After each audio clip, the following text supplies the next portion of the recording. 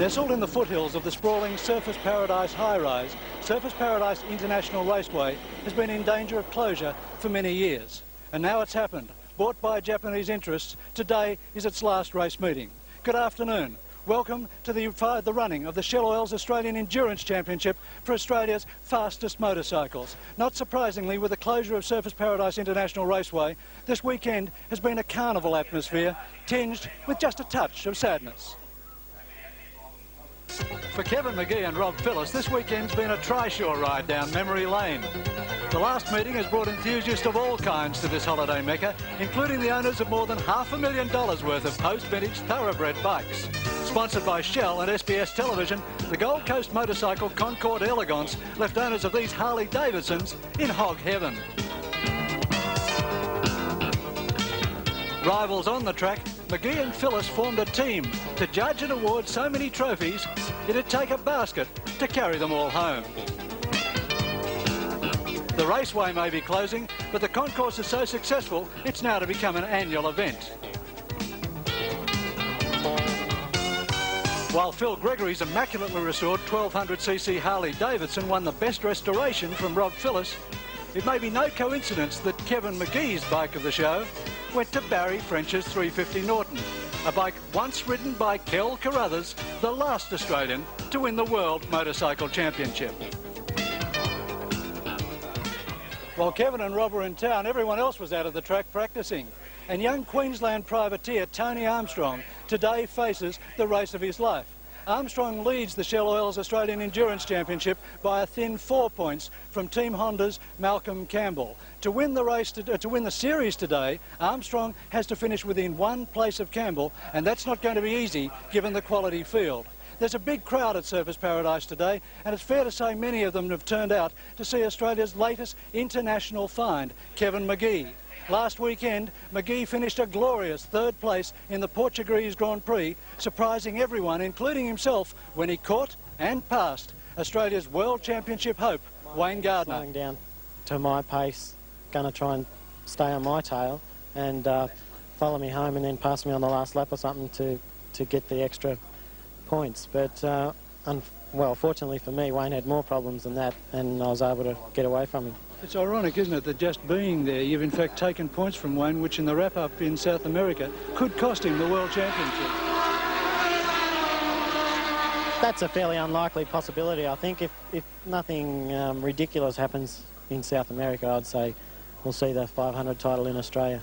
What's the most important thing to you, your rides for Yamaha or seeing an Australian win the world title? You must have been in two minds when you went through him. Well, it was a fairly tough sort of thing, because I think that we all want to see the championship in Australia, and for the first time, in fact. And, you know, it was a hard sort of decision, but that was what I had to do. And, you know, he works for Honda and I work for Yamaha, so we just both got to do our jobs. Kevin, you're perhaps a second off Malcolm Campbell's pace tomorrow for the race this weekend. What can you do to make up the deficit?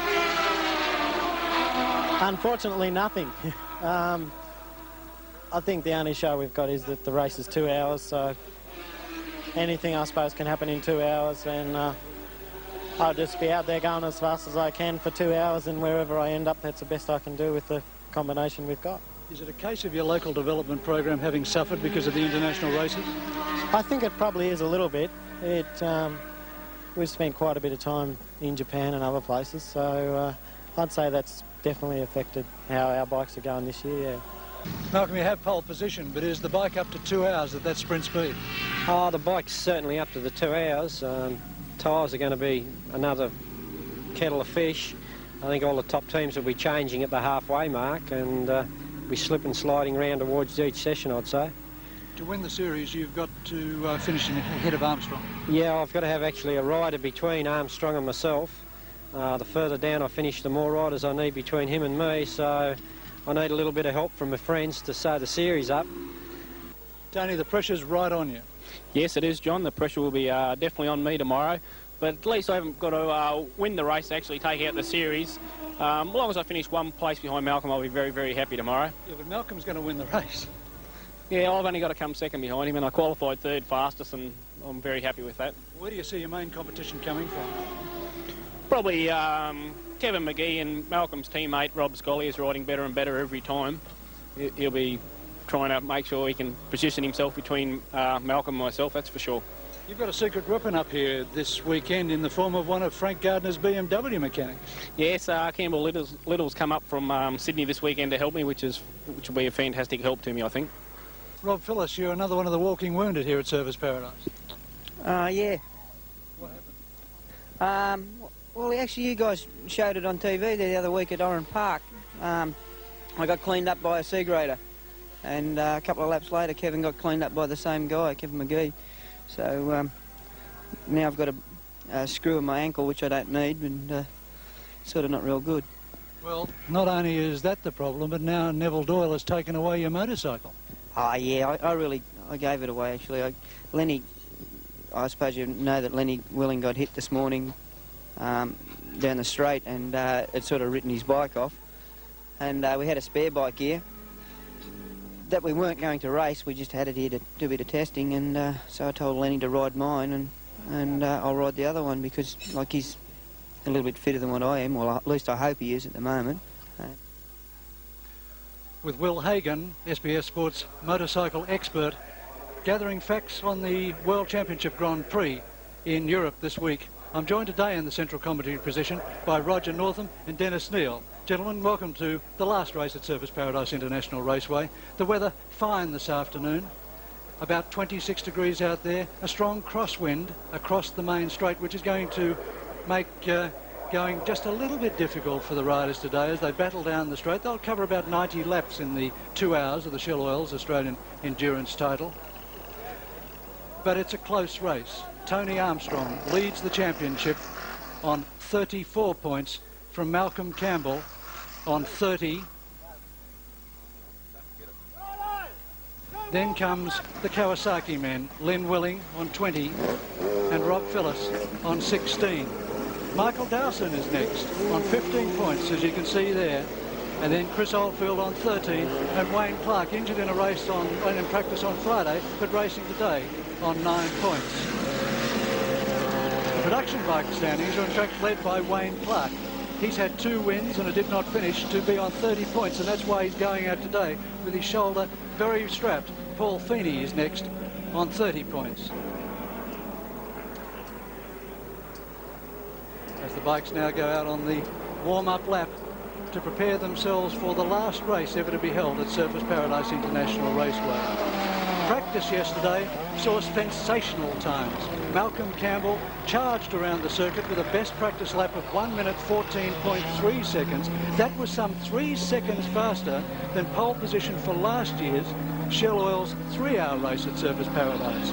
Campbell's Team Honda teammate Robbie Scollier was second fastest on 1 minute 15.4 seconds from Tony Armstrong, 2 seconds behind Campbell on 1 minute 16.21. But as he pointed out in the interview, he's still third fastest, and that's got to put him in good standings. But just look at the people behind Armstrong on the grid. How about Kevin McGee on 16.2 as well, then Rob Phillips on 16.7 and Robert Holden on 17.3. And don't forget Michael Dowson, the other Marlboro Team Yamaha rider, back in 12th position on 1 minute 18.3 seconds after blowing up the motor of the bike yesterday in practice.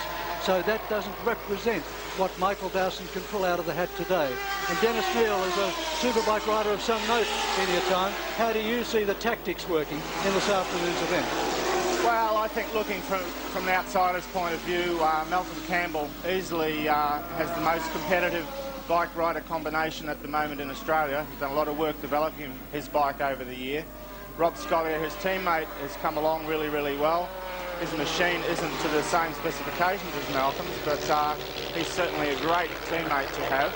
They'll be using their head, and usually there isn't much team orders, but I'm sure that I think you'll find Malcolm will try and make a break at the start of the race to give himself a bit of a buffer zone, and I'm sure that Rob Schollier's instructions would be to keep his eye on what Tony Armstrong's doing and just keep things under control. Dennis, as we're watching the bikes go around, we also note going back into the pits at the moment is bike 7, Robert Holden Suzuki. So it looks like Holden won't even make the grid. Well, Robert's had a terrible year, had a lot of machine problems, and things have been going great this weekend because I've been involved with that team. I'm not sure what the problem could be there, but An interesting late scratching from the race, John, is Robbie Phillips, who in an earlier race today injured his foot.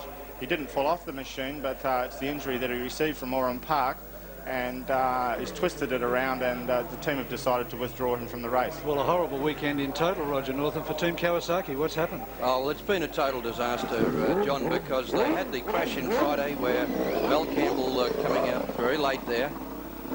They had the first crash on the Friday where unfortunately an oil line broke, and Robbie didn't come down, but unfortunately Wayne Clark did.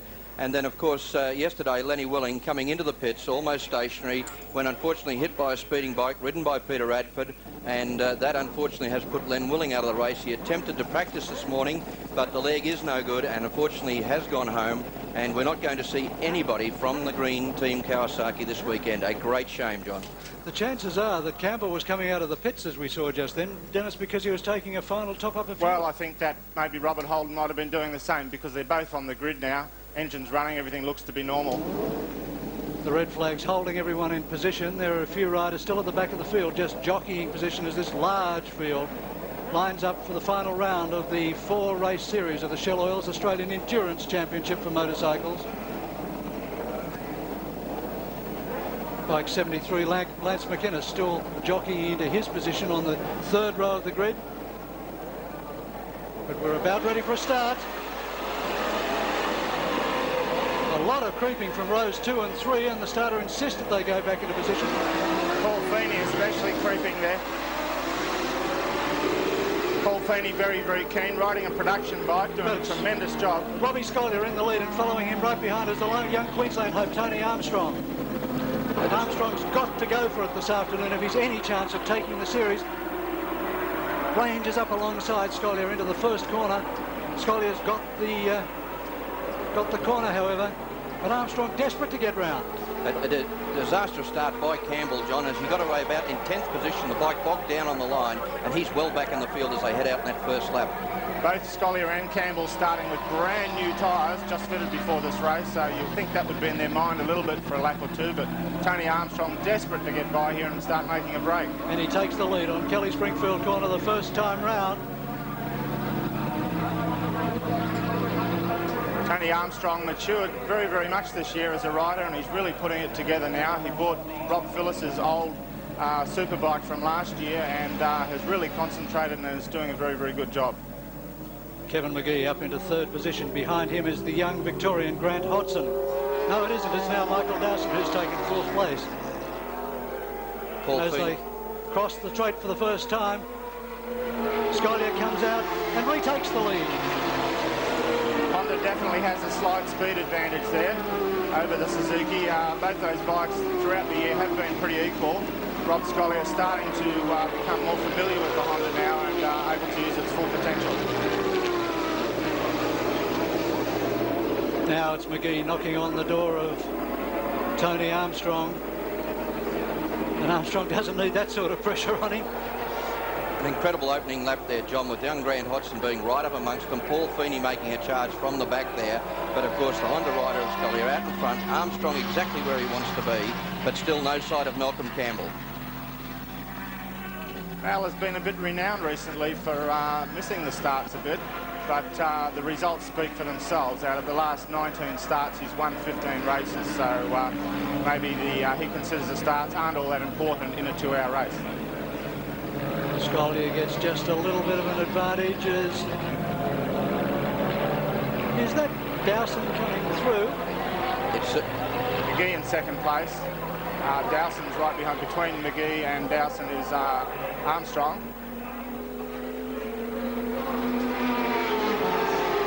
So lap 2 down. It's Robbie Scollier with Kevin McGee behind him. Michael Dowson comes down on the outside to challenge Tony Armstrong. Won't do it. So Armstrong clings tenuously to 3rd place.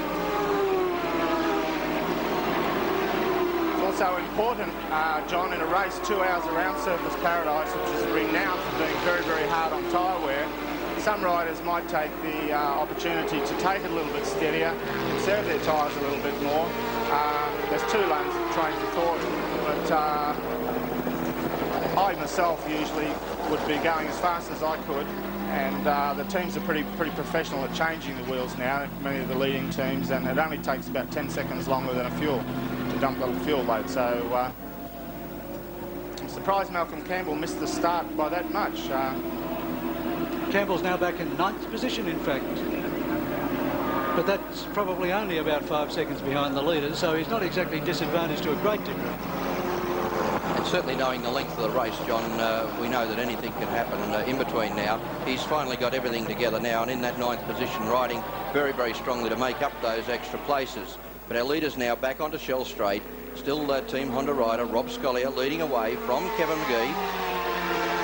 Then we come back to a very close still. Michael Dowson now just in front of Tony Armstrong as they peel off at the end of Dunlop Straight. We should mention at this stage, 260 kilometres an hour is the gearing for them. They're saying that they're somewhere around 245, 250 as they go under that bridge. Certainly excessive speed. Well, that's the fastest corner in Australian motorcycle racing, Roger, and it's going to be a great shame to see that corner come to an end this afternoon as Surfers Paradise International Raceway closes after 21 years in action. McGee cool and calm, placing all the pressure he can on Scollier without taking any risks at all.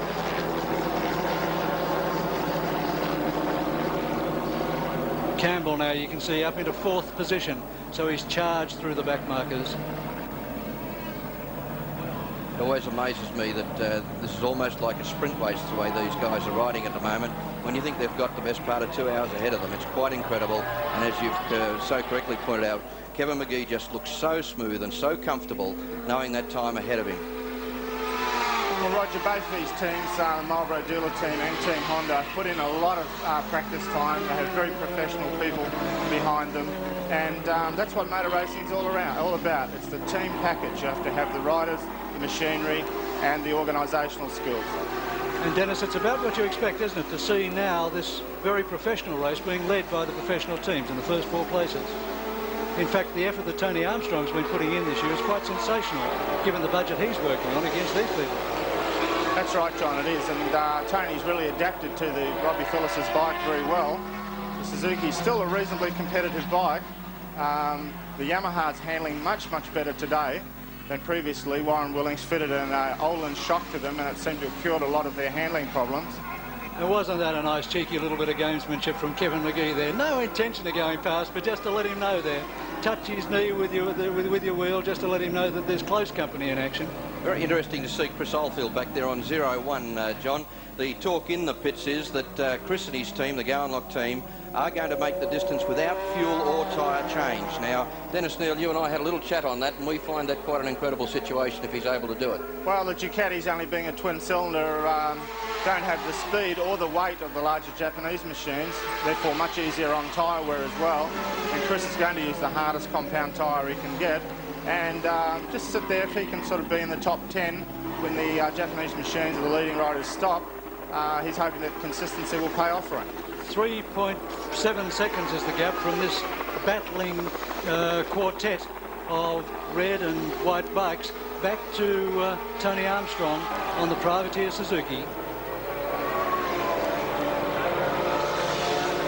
Malcolm would be pretty happy where he's sitting there at the moment. He knows his bike is a superior machine to both Yamahas in front of him, and he'd be very happy to have his teammate up in front there leading the race, setting the pace. I think you'll find Malcolm will try and make a bit of a move soon, maybe use the extra speed advantage of the machine down the straight, because it would be nice for him to establish a buffer zone, and you can basically, the team manager can then run the race from that position. Well, in fact, Dennis, the permutations are such that as he drops further back in the field, he has to put more places between himself and Tony Armstrong to assure himself a victory in the Shell Oils Australian Endurance Championship. There's Armstrong. Very good position by Paul Feeney back there on bike number 42 on the production machine, and still right up in that leaderboard there. But what a very fast train as they peel under Dunlop corner this time. And all I can say is that all the team managers will be very happy with such a clean and opening first few laps. And I think they're ideally positioned. They couldn't have asked for any more at this stage. And it's going to settle down to a very, very, very interesting race.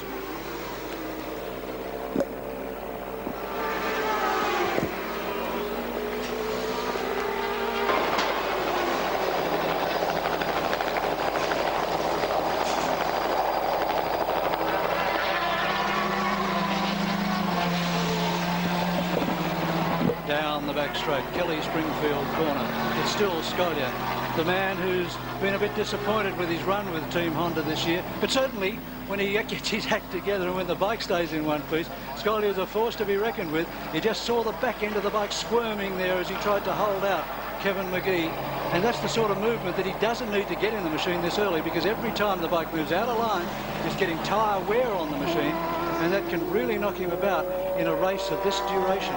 They'll stop, Roger, at about the 1 hour mark to take on fuel and tyres, and you can see now that Armstrong has dropped back behind Pete Byers on bike 12, so Byers takes over 5th position. He certainly won't be happy with that, John, because he needs to get at least 2nd position, and to lose that one to Pete Byers, I think, going to make him very uncomfortable. A little bit of psychology will come into it now, and certainly it'll be playing right on Tony, and let's hope he doesn't pressure himself too hard there.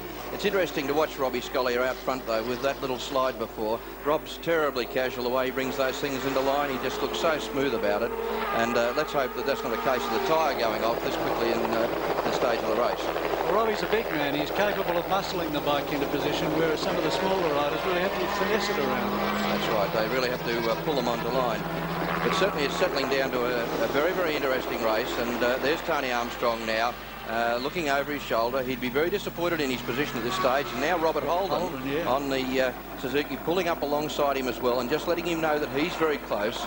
And certainly that's going to... Oh, and Tony, the back, stepping out on him there very, very early in the race for something like that to happen. I know the boy is very, very keen to win. And incidentally, it's his birthday today, so it'll be a big day if he could actually take out the victory in it.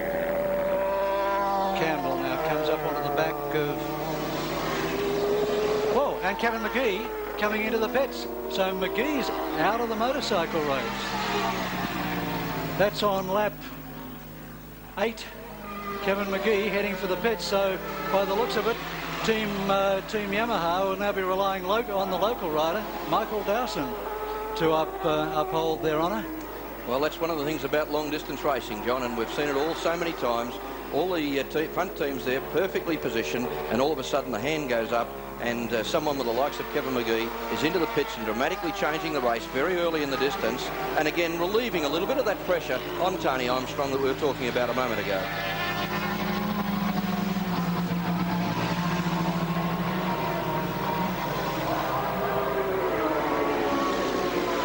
And there's McGee with Warren Willing, the team manager, looking at the bike. They're looking down around the peg area. Now, that's a bit unusual. Dennis Neal is in the pits, and he'll bring us a report shortly, I'm sure. But McGee's taking off the gloves. It's over for Kevin McGee in the Shell Oils Australian Endurance Championship as the bike's wheeled away behind him.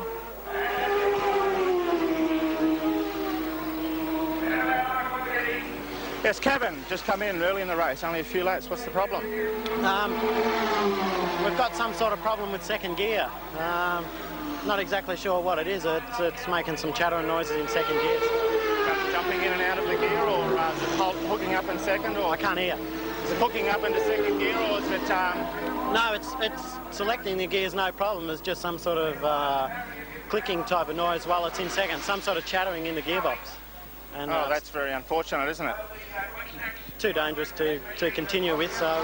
OK, we'll go back to John, the commentary position. Thanks, Kevin. And Kevin's comment, in fact, about it being very dangerous to continue is exactly what it's all about. McGee now recognises just how important it is that all your functions are working together. He's not about to take a risk anymore, like as a young scratcher he would have done a year or so ago, Roger. No, it's an entirely different attitude, and Kevin, hearing that mechanical sound, said safety's much better than danger, and has decided to pull in. He'd be very disappointed, as would be the team manager, Warren Willing. I mean, that is just something that they don't expect. Now, here we see Michael Dowson making a move underneath there, but taking a little bit of discretion back as they went through Nissan that time. Very difficult corner that tightens up, and he decides to sit back for second position as Robbie shut the gate on him. A Yamaha caught in a Honda sandwich as they come down the main straight. This time Malcolm Campbell, I think, maybe content just to sit behind Dowson on this occasion. Certainly not going to give it the big rev to get through, and probably a wise idea. Well, with so long to go, John, I think that a little bit of discretion at this stage to keep the bike running safely, not putting the strain and pressure on it, and just keeping back. Already we can see the lap riders coming up. That's young Mark Fissenden from Geelong, moves over, good boy, let them through there. And Scolia, Dowson and Campbell in a very, very strong train, gets under them very clearly. Tony Armstrong drops back to 6th position as now Chris Oldfield gets through him on the bimotor. So Armstrong pacing himself and maybe holding a lot in reserve for the last half of the race.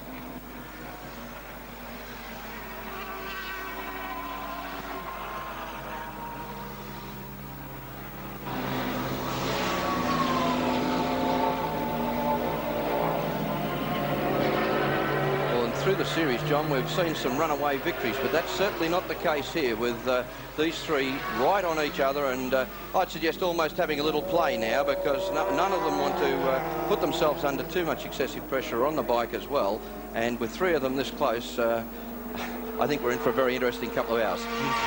Indeed we are. The leader of the series production category in this race was Wayne Clark. Clark crashed on Friday when he ran into Earl, dropped by Robbie Phillips on the track. Clark had his shoulder badly hurt, dislocated and bandaged, and I note that he's now walking up pit lane, so Clark also is out of the event. A brave attempt to try and get back into it today with pain-killing drugs, but it just didn't work out for him. Okay, this time Mal Campbell pulls up alongside Michael Dowson, and for goodness sake, he almost backed off then to drop back in behind. It's, as I said, I've got a feeling there's a little bit of playing going out there at the moment, a little bit of psyching with each other, and of course we've got a Honda man front and back of the Marlboro Yamaha man sitting in the middle, and I'm quite sure Mel, with his experience, will put the pressure right on here, and I don't think it's to do with speed for a while. I think it's going to be a little bit of psychology out there as you poke that wheel up alongside and let him know exactly what's happening. Dowson now goes for it, and gets the front wheel chopped off by Robbie Scollier. That's the second time he's done it, John. I would have thought by now he's worked out that's not the place to do it, and he's going to try somewhere else. Campbell looks behind him, just makes sure that everything's okay and that there's no one immediately challenging him. And indeed already about the length of the main straight has opened up between this leading trio and Robert Holden, who's next on the road, followed then by Tony Armstrong. That was a very, very fast move by Dowson under the bridge that time. It's not a position you poke the wheel alongside, but I thought he was going to try for the pass, but he decided to back. Again, we see Campbell put the pressure on as he comes up alongside him. Lap 12 of the race, and 13.76 seconds separates Malcolm Campbell from Tony Armstrong, who's 2 positions behind.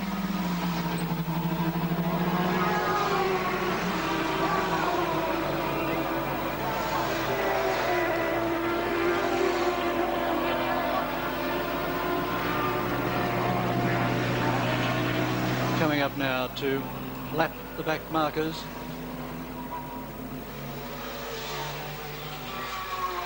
As the race goes on to become 15 minutes old. And you can see our race leaders, Robbie Scollier for Team Honda, narrowly holding out Michael Dowson for Marlboro Team Yamaha, with Malcolm Campbell, the man who stands to win the series, happily in 3rd position.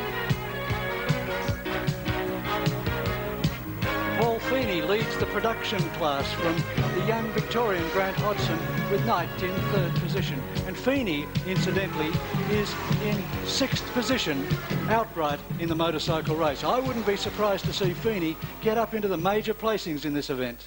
Well, if anybody's got the experience and also the determination to do it, it is Paul. Paul, of course, came down with the virus at Oran Park, making his first ride back, and with the arcade change team very professionally put together. And incidentally, James Knight on bike number 50 is also with the arcade team. They'll be very, very happy with their position in the race at this stage. Very colourfully done out in the purple colours.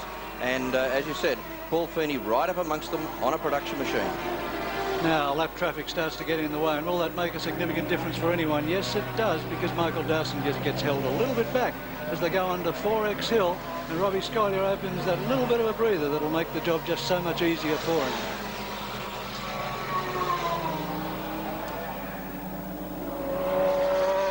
Still held up behind that lap rider, not allowing him through, and certainly taking the pressure off Robbie there. And after all, we've had them three of them virtually, you could throw a blanket over them, and now Robbie's got that bit of a break. Although as we come out onto the long shell straight now, I would expect to see Michael Dowson wrap it up and take it around, but that hasn't been the case. The lap rider there, bike number 36, Philip Tompkins, now letting the riders through. Not very neatly, but the riders are through now, and Dowson back into a clear second behind Rob Scollier.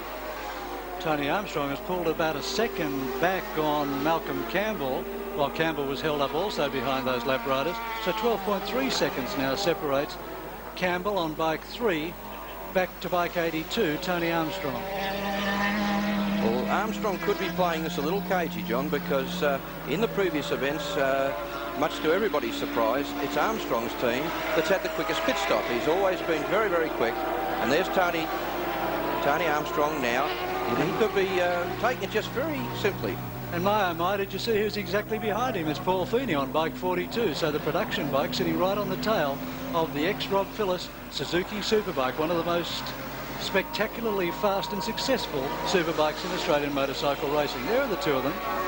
Well, having watched Tony race many times, he doesn't look to me as though he's pushing himself at all. He's taking it very easy. I have no idea what the game plan is, because I would have expected him to be a little bit more up the front than he is at the moment. And I mean, to have a production bike pushing him so closely, even with the ability of Feeney, it's surprising. We saw Robert Holden go by in 4th position, and now comes 5th, and that's the man there, Tony Armstrong. That is the hardest and fastest corner in Australian motorcycle racing. It's the sort of circuit, it's the sort of corner where you can't see through the corner to the exit when you commit yourself to the corner, and you've just got to go in blind, relying totally on the professionalism of the flag marshals to take care of you.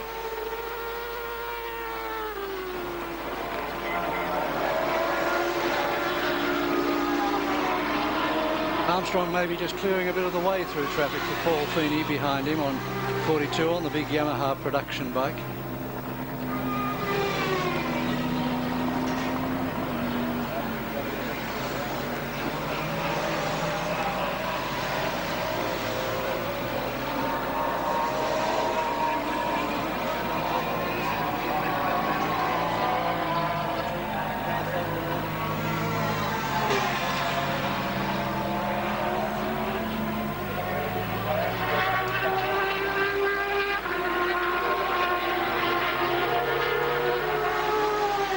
The Surfers Paradise track was built 21 years ago by Queensland entrepreneur Keith Williams, the man they said couldn't make it, and he's done so in a spectacular way. The Surfers Paradise track was the result of a dream for Keith Williams to see motor racing brought to Australia in the way he wanted to do it, a terribly professional manner. Since then, the track's been the scene of some of the best racing that we've ever seen in Australian motorsport. Think of Wayne Gardner 2 years ago with his classic dicing with Malcolm Campbell in the Swan Insurance Series at this track. Some of the most magnificent racing we've seen. But a man who I think probably made his name in Australian motorsport and certainly learnt the grassroots of what it was all about was a young Queenslander who started racing here at Surfers in the early 1970s. He went on to contest the World Championship and win more than a dozen World Championship races. His name is Greg Hansford, and he's joined us in Central Commentary. Greg, welcome. Thank you, John. What's going through your mind today, Greg, is you watch Surfers Paradise Raceway come to a close? Yeah, actually a few times during the day I've had a couple of, teardrops in my eyes, because it's the circuit's, just a part of motorsport in Queensland. It's been here for that long, and it's going to be very, very, very sad to see it not here next time we drive past. Well, Greg, it'll also be very difficult to replace it, because we do need a circuit of this calibre in Australia. We do. As I said before to one of the reporters downstairs, that if anyone can make another circuit as safe as this, they'll be doing a damn good job, because in my opinion this is the safest motorcycle circuit that I have ever ridden on. And it's the circuit that possibly could have hosted a World Motorcycle Championship in Australia. Yeah, I'm not sure whether it's long enough, but if I was going to be running the race and I had to pick of places to put it, I guess this would be where it would have to be, because if a lot of the European guys came over here and had a look at Bathurst and a few of the other circuits we've got, they wouldn't ride on them. Back to the race leader as we watch Robbie Scollier still holding out a determined challenge from another Queenslander, Michael Dowson, with Malcolm Campbell sitting happily in 3rd position, still knowing that if he just hangs in there and that his pit stop's okay, he's probably got the Shell Oils Australian Endurance Championship in the bag.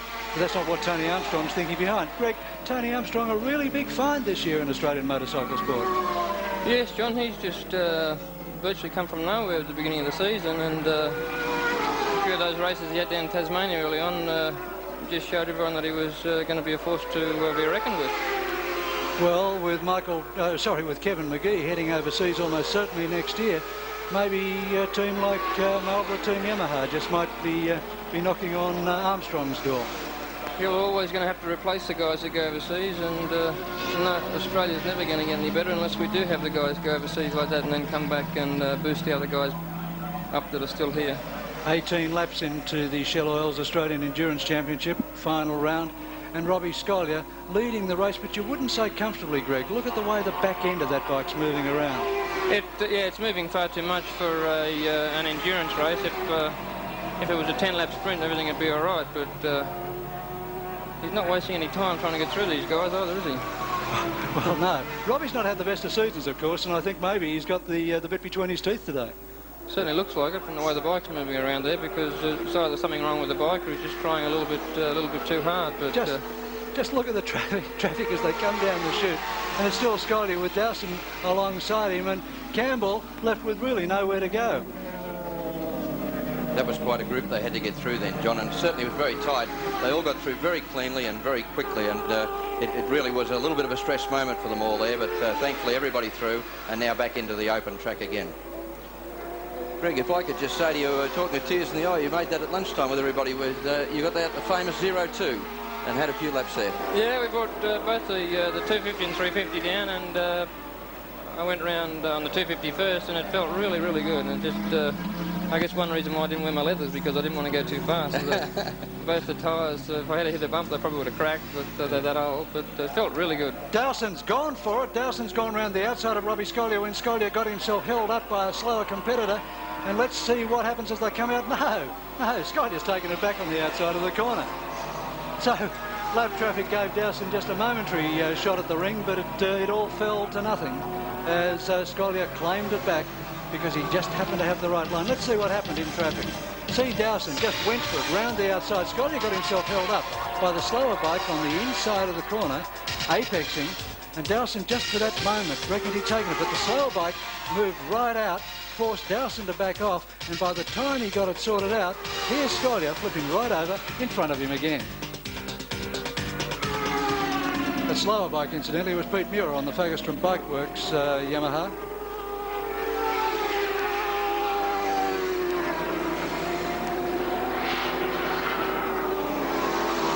It certainly shows the ability of both riders. They knew exactly what was happening there. Robbie very calmly said, well, you can take it on the outside, but I know I'm going to pick it up on the inside. And Malcolm now is right back onto the tail of them on bike number 3. Mal Campbell now, so we have the three of them lined up again on the track, 1, 2, 3, in the middle of this endurance race with a long way to go, and they're still making it look like a sprint race. Well, they're lapping currently in about the 1 minute 17 second mark, which is about 3 seconds a lap quicker than the race average last year. But remember, that race average last year includes a pit stop, which by the time you enter the pits and leave them again, probably loses you about a minute. So let's say that they're lapping about, averaging about a second to a second and a half quicker than they were this time last year. And now just look at how tight they are again. It's like lap 10 all over again as Robbie Scolia finds the hot breath of Michael Dowson on his neck, and Malcolm Campbell responds from behind. Dowson down the inside now. Is this a chance for Campbell?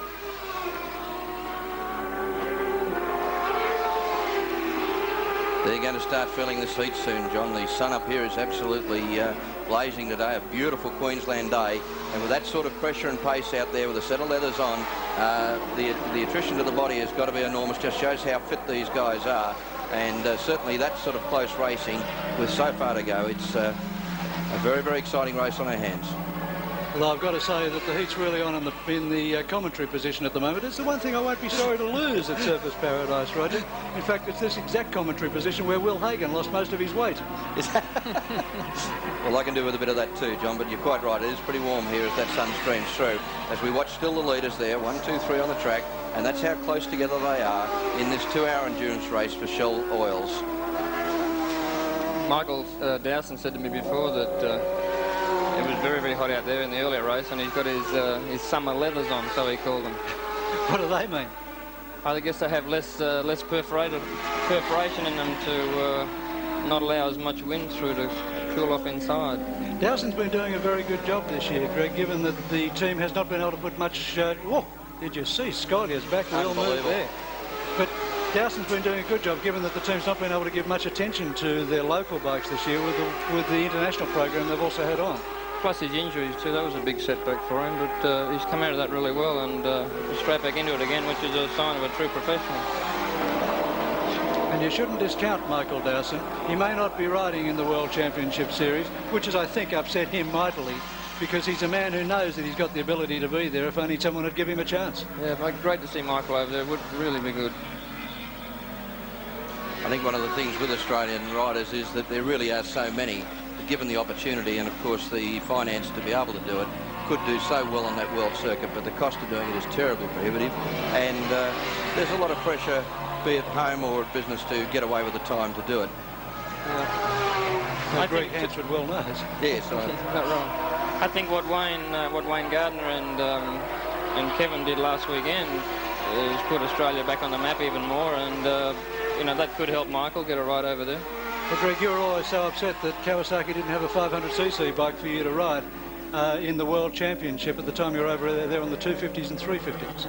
Yeah, John, it would have been good to have been on a 500. Well, I did 2 Grand Prix on a 500, which were the last 2 races I ever did. But yeah, but look what they did to you, Greg. Well, the 500 bike was probably the worst motorcycle anyone had ever made in the world, but the 250 and the 350 were fantastic. Campbell now, this time, ranges down alongside Dowson, but there's no way in the wide world that Campbell wants to get through. He's very, very content to sit in behind Michael Dowson as we hit the 30-lap mark. Sorry, the 23-lap mark at 30 minutes, seeing that Robbie Scolia for Team Honda still leads in positions unchanged from Michael Dowson and Malcolm Campbell.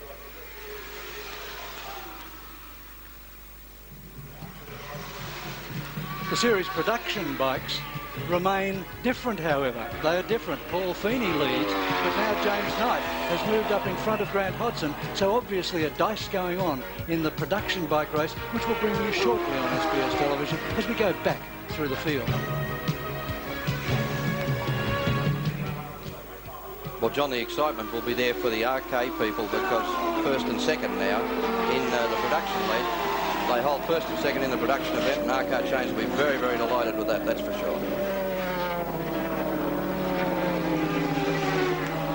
Oh, Dowson's bike that time really moving as he went through the corner, maybe 5 kilometres an hour quicker than Robbie Scolia. There's a big bump there, John. That's what's starting it off, but just shows you how well the suspension's working. I've just had passed to me the official positions down to 6th position, and as we know, Robbie Scolia leading from Michael Dowson, and Mel Campbell in 4th position's Robert Holden. An excellent position on bike number 7. He's followed by Tony Armstrong, and then the first of the production machines, bike 42, Paul Feeney in 6th position. A very commendable effort.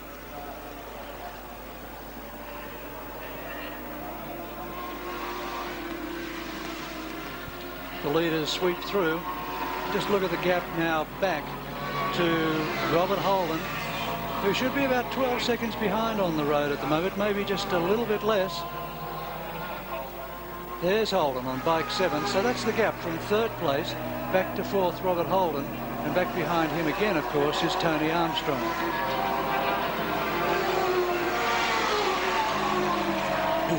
That gap we've been given there, John, just shows exactly how much the front 3 bikes have broken away, and certainly they've got a gigantic lead now from that 4th machine, bike number 7, ridden by Robert Holden, and of course behind him is Tony Armstrong, the privateer, who was so keen to win this event.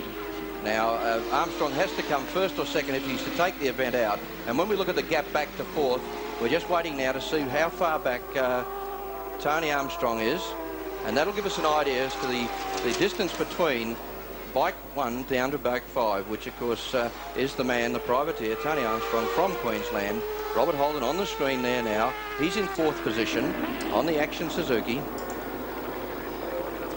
Now there's the 4th place man, just looking for the gap back to, there it is, there's 5th. That's Tony Armstrong, the privateer, giving you some idea of the gap back. Tony still looking very comfortable, and certainly I don't think riding to his fullest at this stage, John. No, but at the same stage there's a long way to go, and while I know that sounds trite, anything can happen in the pit stops at Surfers Paradise Raceway. It's never been a circuit that lends itself to professional pit stops because of the jumble of pits that have to be established at the side of the circuit. And I think you'll probably find that we've really got two races on our hands. The first hour up to the point when the pit stops occur, and then the sprint to the flag in the final hour. The bikes will be looking to do about 45 laps in the hour at an average speed of about 1 minute 20. As I said, they're currently averaging about the 1 minute 17 mark. Well, the other point too is in those pit stops, and I know Mick Smith won't appreciate me saying he's the team manager for Honda, but really Tony Armstrong Privateers have got a very good track record of quick pit stops, and it'll be interesting to see what he can catch up there. And equally, Chris Oldfield, if he doesn't stop, it's going to be very interesting to see what sort of time he can make up on the tar. Mind you, one of the reasons that Armstrong's had a quick record of pit stops is that he hasn't changed his rear wheel because he couldn't afford the rubber. You can't believe how much of an oily rag this man is really doing the series on. He's had 2 seconds and a 3rd place in the series, compared to 2 wins from Malcolm Campbell out of only 2 starts. Malcolm, of course, was injured, had a fractured shoulder for the first round at Calder Raceway, and in fact joined SBS television to put some very interesting comments behind the action on the track back in March this year. Well, I find to remember Tony Armstrong at Adelaide, and you interviewed him and said you didn't change a tyre, and he said, I haven't got another tyre, and we watched him slide through that last corner on the last lap to just have the 3rd place taken away from him. He's in fact rented pit crews at each of the rounds because he couldn't afford to take people with him. He used the Sydney Team Scottish, in fact, who have found a lucrative sideline in motorcycle racing. They in fact provide their pit crew to up to 3 or 4 teams at any of the meetings. It's just a problem if they all come in at once. They're a very colourful crew, that Team Scottish too, and they enjoy their racing. But we're back with the leaders now, and it looks like you a can change see of Michael position. Dowson, has fallen back to 3rd place, and it's Malcolm Campbell who's moved up into 2nd. Well, Mick Smith, the team manager of Honda, will have a big smile there, and we're seeing Team Honda now 1 and 2 in 1st and 2nd position, led by Scollier, then back to Mel Campbell, then Michael Dowson back to 3rd there, and Honda looking very comfortable this stage. But as we've seen throughout the year, bad luck can come in, and we don't wish it on Robbie Scollier, but certainly we've watched him wheel to a stop a couple of times, but looking very comfortable at the moment. Dowson taking a wider line onto the circuit there with perhaps the thought that he'd get on the slipstream of Malcolm Campbell, but you can see that the power of the Honda is such that Dowson really doesn't have an answer on the straight. Where Dowson's going to have to work it is in the corners. And as you saw then, Michael exiting then from that Dunlop corner, the bike moving around noticeably more than the Hondas, and certainly working very hard to keep up with it. Well, Greg, you're looking at this with an eagle eye, because in 2 weeks' time, of course, you join Dick Johnson in the Shell Oils Ford Cosworth Sierras in the James Hardy 1000. Not a bad move, really. No, it'll be good, I hope. I'll be sweating just as much as I am now, I guess, and we'll get in the race car. You've not had that good a year either, Greg, may I say? No, it hasn't been good, John, but the the first year with all these new cars is basically development, and I guess the team and Dick and everyone else has learned an awful lot this year, so the main thing is Bathurst, and if everything comes together there, it'll be fantastic. You're, of course, co-driving with Dick Johnson, and the second car is to be taken by other people, Greg. Charlie O'Brien's going to drive with Neville Crichton in my old car, and I'm in with Dick in his car, yeah. And just look at this wonderful dice for 2nd position as Michael Dowson regains 2nd place from Malcolm Campbell, and the 2 of them just playing with the traffic, feeling each other out. I mean, it's a serious dice, certainly, when you're lapping around the 1 minute 17 second mark around Surfers Paradise. It's nothing other than serious, but the 2 consummate professionals just working the traffic and not really concerning themselves who's leading, as long as they both keep in contact so that they can keep the flow and rhythm up. And certainly some of the lap riders, John, won there. They're certainly finding out exactly how fast you can go through corners, and we saw through Dunlop that time. And again there, where Michael Dowson has gone under one of the lap riders, and I've no doubt the lap rider in his mind was going very fast, but when these works teams get onto them, it certainly changes the ball game dramatically. little bit of movement there from Robbie's bike still, but very much under control. Robbie, the master of the machine, through the flip-flop there. Quite a big job to pick these machines up and put them down the other side on a tight corner like that. And to do it for 2 hours, it's certainly very strenuous stuff.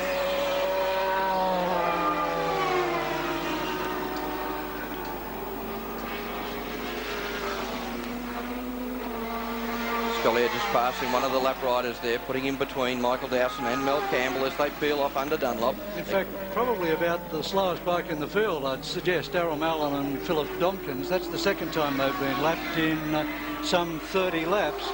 And as Kevin McGee pointed out to me yesterday, there is a point at which there should be a cut-off so that you don't have bikes of amazingly different standards out there, Greg.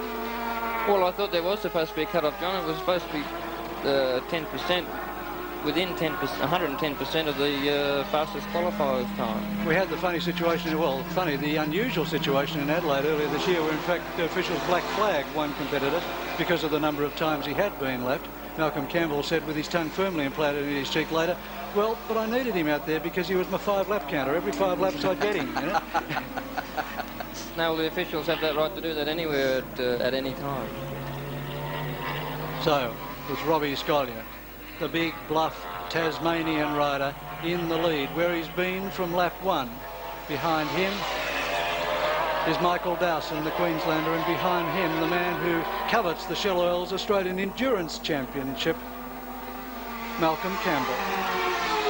Well, the rider he just passed there, Scott Webster, on the Ranger machine, having his first ride in the series. He's going to be a good contender for next year, and they're just getting their machine ready. But again, we can see how much difference there is. Campbell now pushing right onto the back of Robbie Scollier there. Team Honda 1 and 2. Looking very comfortable. I must say, Mel looking as though he's doing it very easy. I'm sure he's not, but at the same time, you can see the way he just pokes that wheel up alongside. Very, very comfortable with the whole thing. With his teammate there, he's not going to do anything silly as they circulate through. Mike Dowson dropping back a little bit there on that lap, but it looks to me as though Robbie Scollier is working just a little bit harder than Mel to keep this position. Looks like his rear shock absorber is starting to do a bit of work too.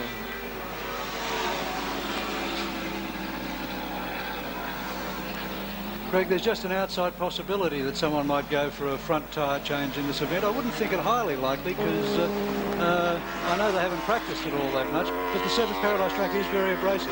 It is abrasive, John, but I really don't think they take too long to change the front tyre. But talking to Michael before, he said he might be doing two rear tyre changes. Well, if you had to do 2 rear tyre changes, that'd be quite a dramatic move as far as the race is concerned. Just have a look at the 2 motorcycles as they come into the back of the circuit. This is a replay just to see the sort of suspension changes that are occurring on Robbie Scollier's machine. Oh. There it is. There's the big slide, and Scollier stands up in the pegs, gets it all together again. At the end of the race, he probably won't even remember that happening. You got to take it as it comes, and if you can't forget about that, well, you shouldn't be out there. But and it's Mal Campbell into the lead of the Shell Oils Australian Endurance Championship on lap 32. See, those rear tyres could be up anywhere around about 100 degrees centigrade at the moment, which is awfully hot.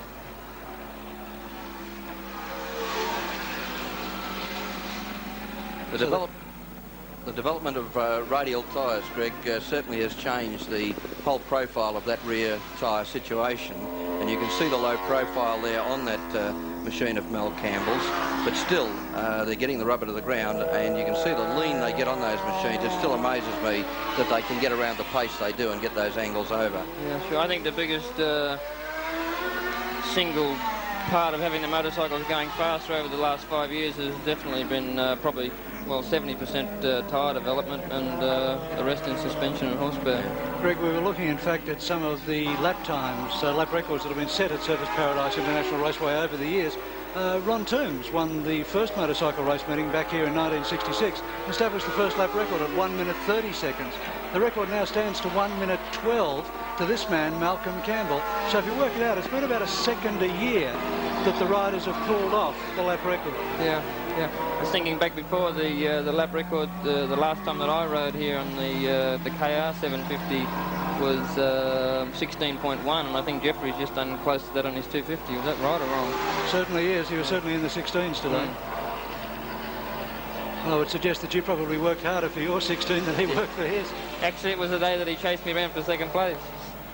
Well, Jeffrey, of course, has been in the sport for a lot of years, one of the initial winners of the Swan Insurance Series back in the 70s, and a man who did so well in Europe in the smaller bike classes. Yeah, 250s and 350s. John, really you asked the question on the future. When we see the developments happened over those years, and if you asked the question then they would have said, oh, well, we're at the peak. It wouldn't have developed any further.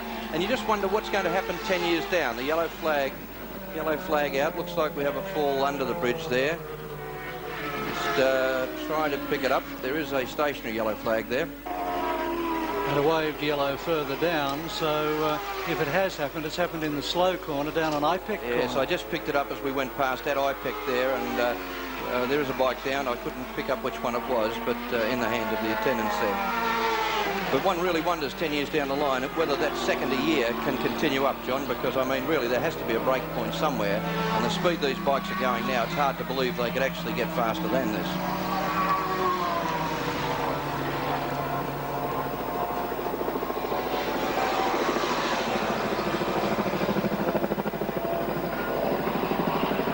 Malcolm Campbell in the lead. Just a little bit of a gap between him now and Robbie Scollier as Scollier comes up to lap Phil Watt on bike 15, the Yamaha FZR 1000 production bike. Phil actually preparing that bike for next year. That's a new bike, only its second outing, and he certainly will be a contender in the production for next year.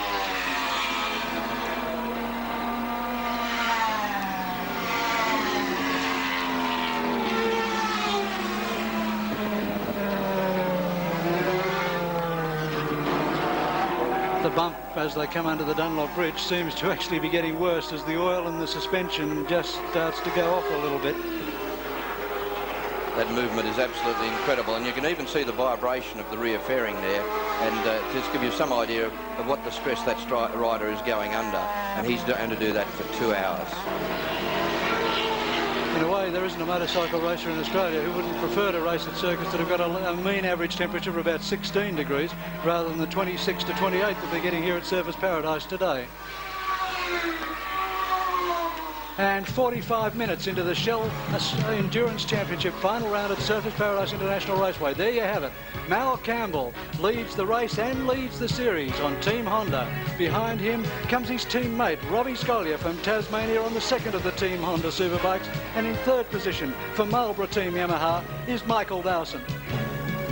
After 45 minutes, the production bike race is still led by Paul Feeney, now living on the Gold Coast. Behind him is James Knight, and in third position is Grant Hodson. And Feeney still holds down 6th place outright in the motorcycle race.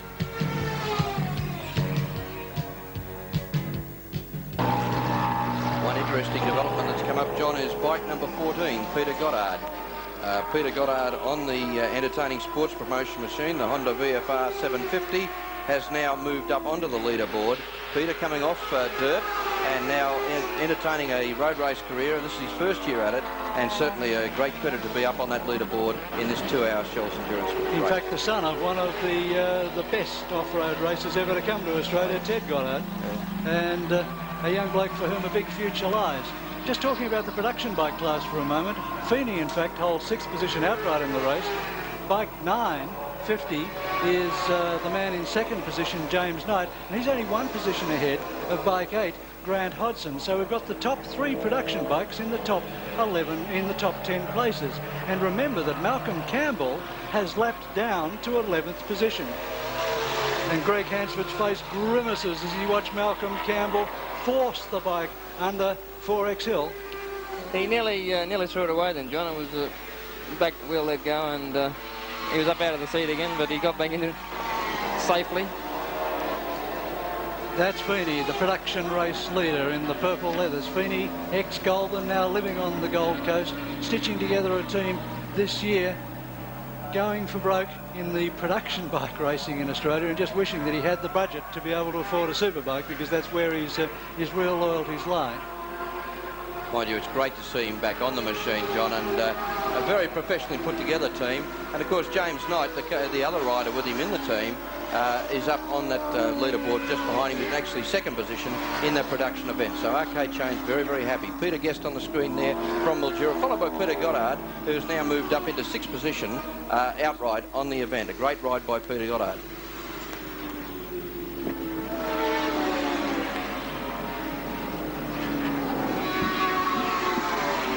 And as Greg Hansford makes his way out of the commentary box, we'd like to thank Greg very much indeed for being a member of the commentary team today. Wish him the best of luck in the James Hardy 1000, and thank him also for the wonderful entertainment he's given us over the years in motorcycle racing, especially here at Surfers Paradise International Raceway. And we're joined on Cairns now by another blast from the past, one Vaughan Coburn, one of the best of the small bike riders in the 1970s. Vaughan, welcome along. How are you seeing the race going?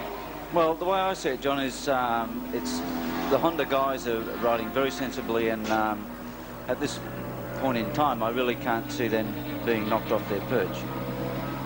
Well, it's very hard when you're up against the professionals, as poor young Tony Armstrong really is in this event. Exactly. I mean, Honda have got a huge budget. Well, when I say huge, obviously a lot more than what young Tony's got, but you know, for them to lose would be crazy. I mean, like Tony's, as you said before, he's living off the smell of an oily rag and doing a great job.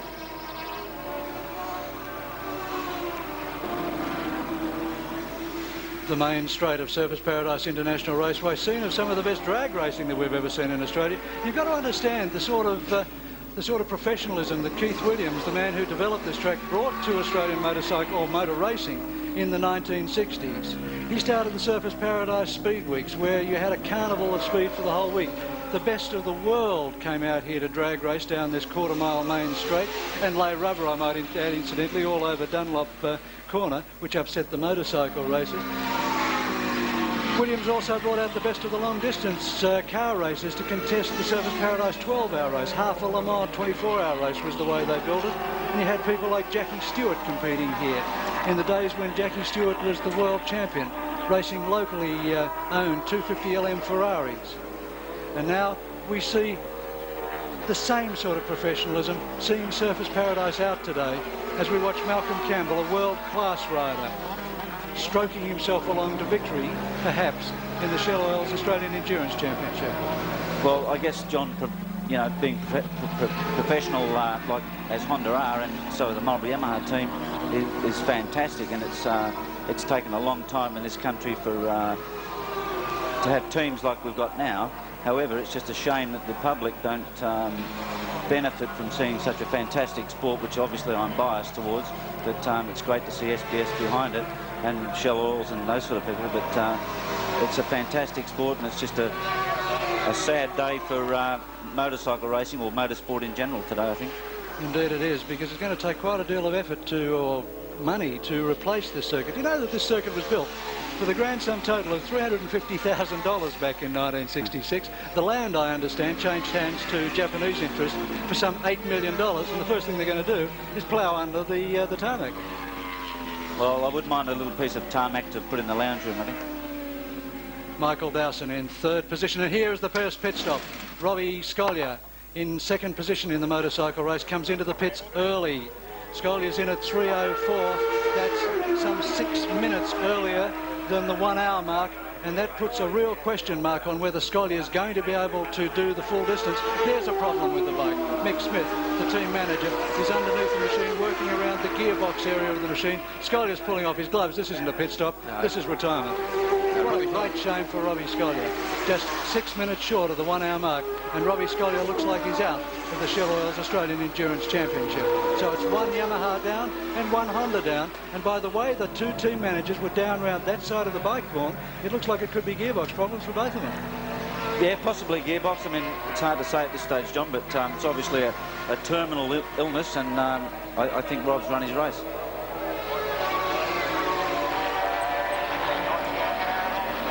Malcolm Campbell, the race leader, He's got 6 minutes to go before he can take his security pit stop for a full tank of petrol and a rear tyre.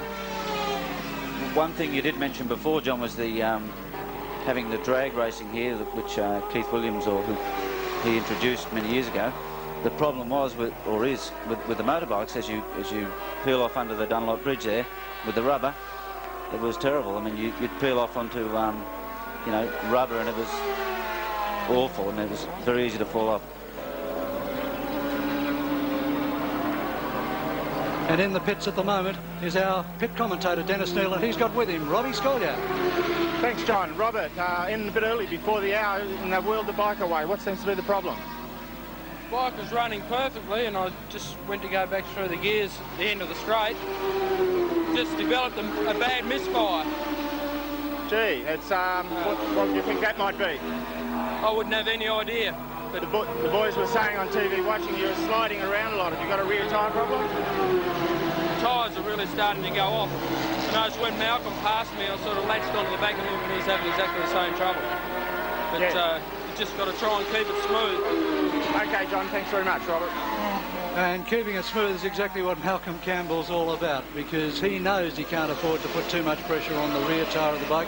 You've already seen him have one near off only about 4 or 5 laps ago, and he's got now in this middle distance to try and ease the bike down to smooth his way around the circuit. Not an easy job, Vaughan. Well, I mean, to conserve tyres on those sort of motorbikes and try and have a game plan, I guess, is very hard. Although Malcolm's motorcycle is extremely fast, and he's been around a long time, and he knows what it's all about, and I'm sure he'll have it all in his head what to do. In practice, of course, we were looking at, there's Michael Dowson in second position, some 6 or 7 seconds behind Malcolm Campbell in the lead. This will make the pit stops absolutely critical. They're coming up to the 43 lap mark at the moment. Remember, we said that half distance would occur in 45 laps. In fact, I think we're probably going to get 46 laps out of the halfway point. John, I'm just wondering if we're watching a rather smooth hustle here, because Tony Armstrong has been very quiet about it. I just wonder if he is conserving tyres, and equally with the attrition now that's happening, and we all know that it's not over till the checkered flag. In endurance racing, Malcolm lifting a leg, looking down at the engine that time, it could be a very, very interesting finish, and I don't think we can forget Tony Armstrong at this stage.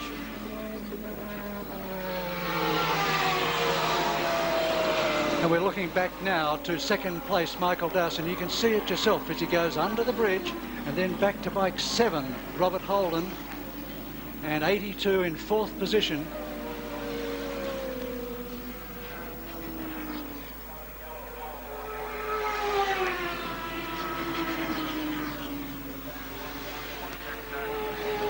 Of course, is Tony Armstrong. 83 is Michael Quinn on the Donny Pask Motorcycles Yamaha. But there is Mike Dowson just lapping bike 12, Pete Byers. And Malcolm Campbell has now lapped all but the top 8 competitors and was coming up to challenge the man in 8th position, bike 50, James Knight, who's in 2nd position. Okay, so now Dowson goes through under 4X Hill.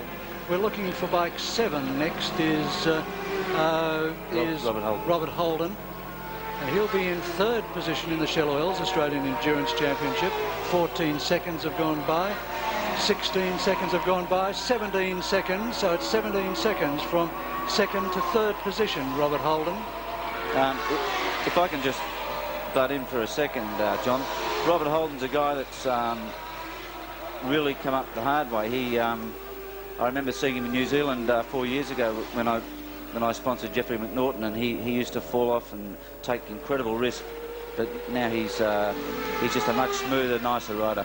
Holden, of course, out of points contention in the Shell Oils Australian Endurance Championship after being disqualified from the 3rd round of the series at Oran Park because his engine was oversized. I understand that Holden claimed that he had no knowledge of it. We're looking back now to find bike 82, Tony Armstrong, the young man from Queensland, and there he is, 15 seconds, 15.73 if you wish to be absolutely precise, behind Robert Holden in 3rd position. Well, John, that makes... You add it up, 15 and 14 is about 30 seconds that now separates Malcolm Campbell back to Tony Armstrong. without a doubt, the most interesting of the race aspects we've seen during the series, because I think Tony's been very clever. I felt he wasn't riding to his hardest, and I'm sure now he's conserving that back tyre, so he'll only have a fuel stop, where Malcolm will have to change both the rear tyre and the fuel stop, and as you've just calculated, that could be the ball game. And I think we're in for a very, very interesting post-pit stop situation, and of course that'll be coming up on us very, very soon. Should Armstrong remain in 4th position, he'll finish the series with a corrected points, with a total points of 42. Should Malcolm Campbell win it, he'll win the series with 45 points, so 3 points will separate them. But if you start to take away just one competitor in between, the whole permutation changes. So it's a very interesting race of tactics as well as one for outright position. And what a fitting finish for the final race day at Surfers Paradise. There's Armstrong now, the privateer from Queensland. Shell, one of his major sponsors, and he doesn't have too many of them, but basically a privateer. Put the money down to buy Rob Phillis's bike last year. It's the ex-Phillis machine. He then set out on the campaign trail this year. His aim was to take this series out, and here he is, halfway through the race, and certainly not out of contention. And I'm pretty sure too, Roger, that the Suzuki that he's riding now is quicker than Robbie's Kawasaki. Yeah. Well, it certainly is today, that's for sure. Rob, of course, not starting through the... We made the point earlier that Tony Armstrong did lash out with his very limited budget today, and flew up from Sydney Campbell Little, who used to work with Team Honda, in fact, last year, building engines for them with Mick Smith, before he moved on at the beginning of this year to join Frank Gardner's JPS BMW motor racing team, and they, of course, won the Australian Touring Car Championship this year, also sponsored by Shell. And Campbell came up this weekend just simply to help his friend Tony Armstrong build the engine that was going to win the Shell Australian Endurance title. Well, it is a beautiful story, John. I mean, he really is the underdog. And in the pits today, while everybody would love to see Malcolm do it, unfortunately, Tony is the underdog, and there is an awful lot of people there would love to see him come up and win it. And as I said earlier, on his birthday, what a fitting finish it would be for the year. We've reached the halfway point. It's 46 laps gone, so we're about 1 lap up on last year's expectation. It's Michael Dowson, comes round to the main straight. Michael is riding a fantastic race. He's injured, and you know, to hustle that thing around this circuit and this sort of temperature is a hard thing or a hard chore at any time, but to do what he's doing now is really fantastic. Malcolm Campbell's in the pits. This is the pit stop that Team Honda's been waiting for. It's happening on lap 47 when Campbell comes to the pits. That'll put Dowson now into the lead. But of course he's yet to take his pit stop. I've got the watch on Campbell at the moment. He's been going 18 seconds. Fuel's already in the bike. They'll be working on the rear tyre at the moment. You can hear the rattle guns going, getting the axle in place. They've got to relocate the chain. Oh, Campbell can't get the fuel cap fixed, and now Mick Smith can't get it fixed either. Brute force on it, boys. 34 seconds going by. This is a disastrous pit stop for Team Honda. They can't get fuel in, that's the problem. They've not fueled it yet. They've gone 43 seconds and they haven't got fuel in the bike. They couldn't get the cap open. This could be the thing that wins Tony Armstrong the Shell Oil's Australian Endurance Championship. 51 seconds have gone by. Still Campbell's not rolling. He's got his rear tyre on. He's rolling now. Wait for the start. The start happened. 57.38 seconds. Absolute disaster for Malcolm Campbell. Well, he's certainly got something to chew at now. And you can see it all on his face. It was just something they didn't account on, and I've known Mel a long time, but the eyes went wide. Here comes Dowson now. So on lap 48, Michael Dowson, the new race leader, having held the lead, pardon me, for only 1 lap, comes down to take his pit stop. And this one, Warren Willing, had better be quick. Willing himself is on fuel. You hear the rattle guns move again as they take off the rear tyre and replace it with a new one. Sweat all over Dowson's face. 15 seconds down, unhurried, unrushed. Michael Dowson right to go. Warren Willing puts the fuel in the bike. Rear tyre right, boys. No, we've got a problem now down the back end. The axle finally locates at 28 seconds. That's not too flash. Down off the stand, 32 seconds. 34 4 seconds. Well, the advantage sort of went again, because that could have been 10 seconds quicker than that. So, in fact, while Dowson's stop was some 13 seconds faster than Campbell, it still, Vaughan Coburn, wasn't a quick stop. I think it was a terrible stop. You can't lay blame on any person, but it was a very slow stop, yeah. And as we've so often seen in endurance racing, the race can be won or lost there. And now the privateer, Tony Armstrong, still out on the circuit, still to make his stop. If he's conserved that tyre and he only has to put fuel in, boy, what a race we've got on our hands, and the privateer could take the series out. So it comes down to how good the men are in the pits, and I tell you what, there wouldn't be too many calm people in Tony Armstrong's pit at the moment. So we watch the new race leader, Robert Holden, go through a shot. Well, I know two of them down there, Pat and Harry. I don't think they could get excited at the best of times, John. They're very, very relaxed guys. They want Tony to win. So we're going to see a very, very exciting stop there. And certainly this has changed the whole concept of the game. Now, I'm sure Armstrong must come in soon. And what is interesting, of course, Chris Oldfield on the promoter is still out there. And, of course, he said he's not going to stop. He's going to go through without a stop, and that's going to be interesting. Well, I wouldn't be, if I was a betting man, which I'm not, I wouldn't be betting anybody at the moment. Interestingly enough, with the pit stops happening, Bike 50 has moved right up into contention, but only momentarily. In fact, currently, we're just doing some gaps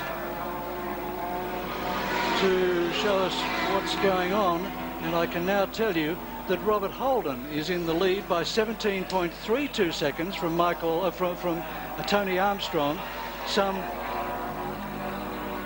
17 seconds in arrears is Michael Dowson, and he in fact is 10 seconds in front of and he in turn is 10 seconds in front of Malcolm Campbell. Now here comes Robert Holden heading for the pits. So the 10 seconds that separates Dowson and Campbell is the time they lost in the time that Campbell lost in the pits. Holden now being held up in pit lane by bike 79, Peter Woods. Looks very casual.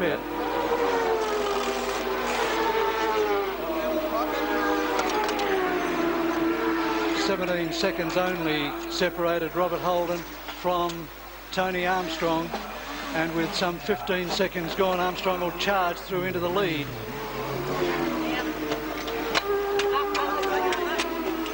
Take it easy.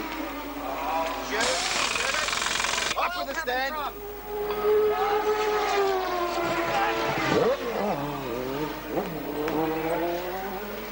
And out goes Robert Holden. Wheel standing all the way down the main straight. Did you see the grandstanding there? And there's the race leader, Tony Armstrong. So out of the 4 race leaders, only Tony Armstrong remains to be fueled. And we've now gone some 51 laps, and we're 8 minutes over the halfway point. So really it becomes a race of endurance. How long can Tony Armstrong stay out there? Roger, you're absolutely right. He's been riding calmly, smoothly, conserving his fuel and conserving his tyres. But I just wonder how much longer he can stay out there and how much reserve he's got before he feels that the bike's starting to run out of fuel and has got to come in. Well, he certainly hasn't stressed himself, John, and I mean, Tony's a fairly relaxed sort of guy, but he's really showed his intelligence with this race. And down the straight again, he's not coming in this time, so he's taken one more lap out there, and I agree with you, we've got to see him come in soon. Now, the other option is that he's only going to put in a certain amount of fuel to finish, so to make it a very, very brief stop. But he certainly is the man who's made the smartest move out there so far, and I'm sure that he's conserving that tyre, so there is no change for him on the back. Well, certainly throughout the motor race, he hasn't put a foot wrong, and he's looking pretty good right now. But we've still got somewhat 50 minutes to go, so anything can happen in this sort of race. We've seen it all happen a lot quicker than 50 minutes, haven't we, Vaughan? Certainly have. And the latest placings in the Shell Oils Australian Endurance Championship as we get to 52 laps is Tony Armstrong leading by 24.35 seconds from Michael Dowson, who in turn is 5.73 seconds, only 5.5 seconds in front of Malcolm Campbell, with Robert Holden just 2.8 seconds in arrears. But remember, that it's Armstrong who's got a pit. When you look at those splits, it means basically that Armstrong's going to drop back to 4th position when he makes his stop, even if he makes the quickest stop of all. So the situation will be just about back to line ball where it was before, the only difference being that it'll be Michael Dowson in the lead instead of Malcolm Campbell. And Campbell is reeling in Dowson by about 2 seconds a lap. John, we've just seen the indication from Armstrong. He's pointed to the tank, and I would say it's either the next lap or the one after, but he definitely made the indication to the crew that time as he went past that the time has come. So the pressure's right on. This could change the race or win the race. He might do a Nelson Piquet and not stop, you know.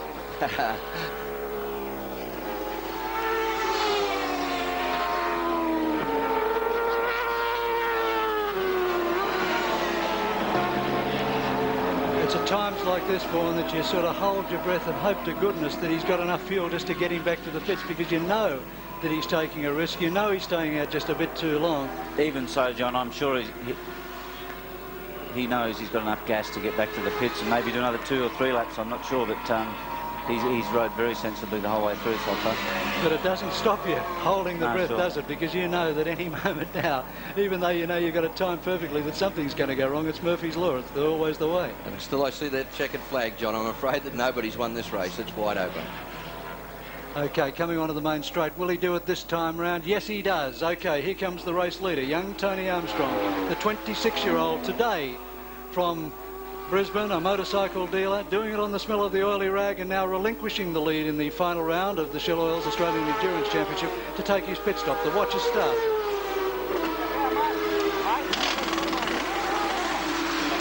Clean the visor. Armstrong getting all sorts of help from his people. He is changing wheel. Also going in, yes, so Roger, he is getting a new wheel. It's going in reasonably quickly. Feels right, we're only waiting on the wheel. It's 21, 22 seconds. Right to go. Bike fires, 27.3 seconds. I think that might be the fastest one we've had, John, is it? No, in fact, Dowson did a 24.5, so it's not the quickest. Well, he's very happy. We got the thumbs up. He's more than happy how the race is going for him, and I'm sure he wouldn't have been a little bit flippant like that if he had any concerns at all. Gave the big thumbs up, had the smile under the visor. So Tony Armstrong obviously still feels he's very much in there with a chance of winning not only the race but the series. Okay, so that pit stop has now given the race lead to Michael Dowson from Malcolm Campbell, with Robert Holden in 3rd position. And I'd suggest that it's put Armstrong here back into 4th place as he feels out the rear tyre just to make it right, make sure it's right, gets it up to working temperature. Probably taking about a lap, John, to get it up to the right temperature. And he's a smart enough operator now, as he probably wouldn't have been this time last year. Oh, no. To know that he's got to give it that lap before before he starts to give it the gas again. We're watching a different Tony Armstrong this year, and of course he would have scrubbed the tyre in, but now he's got to get it warm enough so it gets sticky to hold on, naturally running slicks, and it takes, as Vaughan said, a lap to get that up to correct operating temperature before he can get it back on the flat chat cycle again. So the gap from Michael Dowson back to Malcolm Campbell is 3.57 seconds.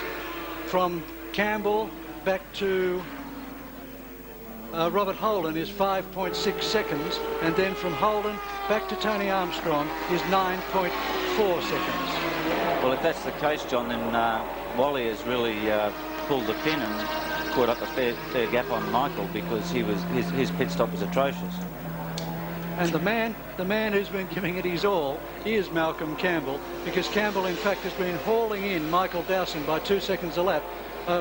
Dropped now to 1 second a lap, because Dowson there was 5.73 seconds a lap, 5.73 seconds ahead 2 laps ago. It's now down to 3.5. Meantime, Campbell is moving away from Robert Holden. We just caught a glimpse of Mel Campbell at the back there, and certainly there's nothing in it on the track at this stage between Dowson in the lead and then Campbell. The leader of the series production class there is bike 42, Paul Feeney. He's had his stop, and he's now about to be lapped by Michael Dowson. There goes Malcolm Campbell. So that's the gap. It's coming down to almost visuals now between Malcolm Campbell and Michael Dowson. The yellow flag under the Dunlop Bridge too.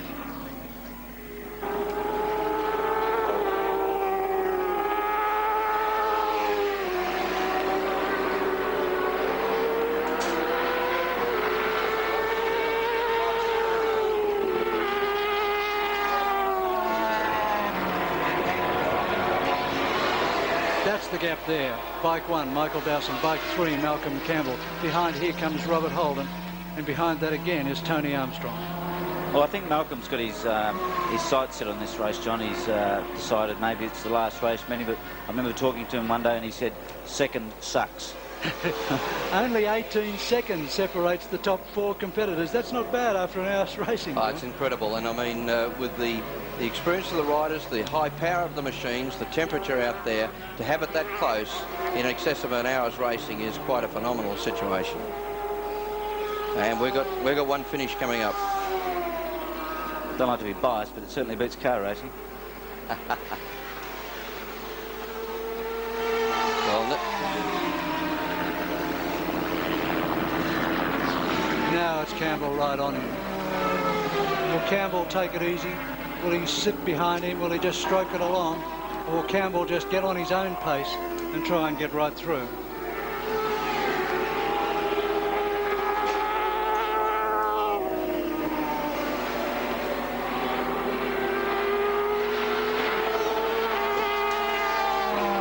Campbell looks down the inside.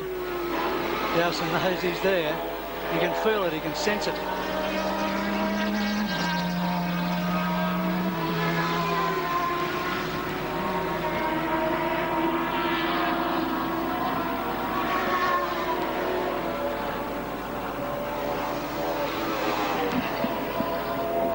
Paul Feeney still right in front of Michael Dowson, leading the production class. Just watch the way the Superbikes start their move down the straight. You'll be surprised actually to discover that the production bike is not that much slower in terminal speed than the Superbikes. It's only in the initial front that it really counts. You can't have it any closer than that, John. After 75 minutes of racing, we now have Michael Dowson very hard pushed as they get a little bit of a crowd in between them, but Mel Campbell right on the back of Michael Dowson there as they go under the bridge at the 75-minute mark. And as Vaughan Coburn leaves us after his contribution to this nostalgic Shell Oils telecast from Service Paradise today, we're joined by none other than the man who made Service Paradise the enjoyable place it was in the 1960s, John Warrion. Welcome aboard, John. Thanks, John. Must be a bit sad for you today to be sitting here and watching it all come to an end.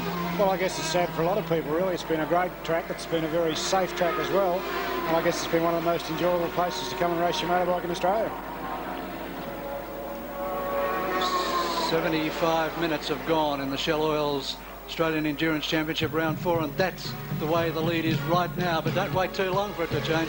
Michael Dowson in the lead. Right behind him is Malcolm Campbell and Robert Holden in third position, some 5 seconds behind and dropping back ever so slightly each lap as these two consummate professionals get stuck right in. The production bike race meeting is being won by Paul Feeney from James Knight and Grant Hodson. So after their 3 pit stops, positions remain the same. Michael Dowson still clings to the lead. And John Warrion, at a time like this, we've been watching basically the difference between the two bikes. Dowson's bike maybe not quite as well prepared as the Honda. Do you think he can hold him out for another 45 minutes? No, quite frankly, I don't. After watching the first race, Malcolm was able to gain ground on him fairly easy. And I think, frankly, Malcolm's bike's just so much quicker that Michael's got the work cut out. Just look at the great job Paul Feeney's doing in the lead. He's now been holding him out for 3 laps on the Proddy bike. Yeah, Paul's going very well with his new team, the RK Chains team. He's been going very well and he's very strong around here.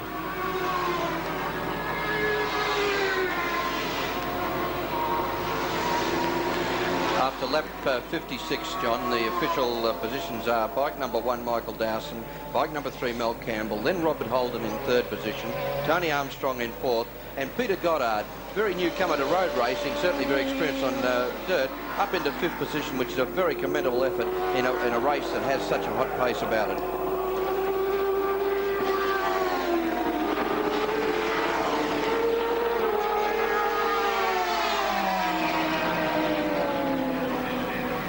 It's probably opportune just to mention the timekeeping system being used here, John, where there's a machine with a bit of nostalgia about it. 20 years old is the machine that's being used. It's a manual machine built up by the timekeepers here, and it has a complete check-back system, and so far is working very, very efficiently.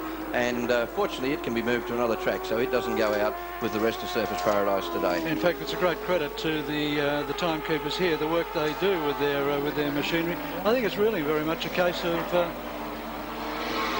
pardon me, as we see a number of bikes get in the way there, and you always hold your breath when that occurs. It's been a credit to the Surfers Paradise timekeepers, the way they've always managed to stay right on top of the pace. Very much so. And the other unsung heroes out there, of course, are the flag marshals. I stood in with a briefing this morning, and a very, very professional operation there. And again, unsung heroes, without them, safety wouldn't be quite the same at the circuit. We pass on our congratulations. There's third place, Robert Holden, coming through now. Fourth place, of course, is our local hero, Tony Armstrong. But it's interesting that the positions remained exactly as they were at the moment. Armstrong and Campbell would tie for the victory in the Shell Oils Australian Endurance Championship, both on 42 points. There'd then be a countback, and I'm presuming that that countback would be won by Campbell on the number of wins that he would have scored. Yeah, I think you're right. I was down watching the pit stops. One of the very interesting things there, Malcolm's stop wasn't particularly good. He lost 20 seconds to leaders, and he's obviously worked his way back up extremely well. Well, John, while you were working your way up here, Campbell's ride through the field was just sensational. Yeah. And the man was just catching 2 seconds a lap on Dowson. Then when he got on his tail, he's exactly where you see now, quite content just to sit in behind and let Dowson dictate the pace for a while. And that's exactly what we're seeing there now, John. I believe Malcolm's got this one sighted right up there, and while Michael Dowson is riding extremely hard, Mel's there watching every move and seeing exactly what's happening with the machine. Is the tyre going off? And how is Michael himself standing up to it, keeping in mind he's coming back after recovering from a very bad crash here at Surfers Paradise earlier in the year. In fact, there's one thing to point out, John. If anyone's dictating the pace of the race at the moment, it's Paul Feeney. I was just going to say that. He's still there. When I first came up, you mentioned that, and he's still sitting there. Paul's team, the arcade chain team, they put together a very good team, and they're obviously getting ready for the 6-hour race, and that's why they're running in the production class here. The man they've just passed their bike number 25, which is Trevor Manley, the man who's took out the 125 title earlier today, and out here now getting ready for Superbikes, and he'll be going Superbike racing next year. I'm sure we'll see big things from him in 1988.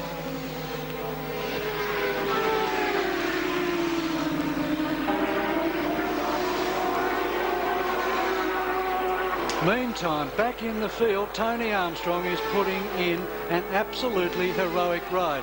He has hauled in 7 seconds on these two race leaders since the pit stops. He was 17 seconds behind. He is now just 10.2 seconds in arrears of Michael Dowson and Malcolm Campbell.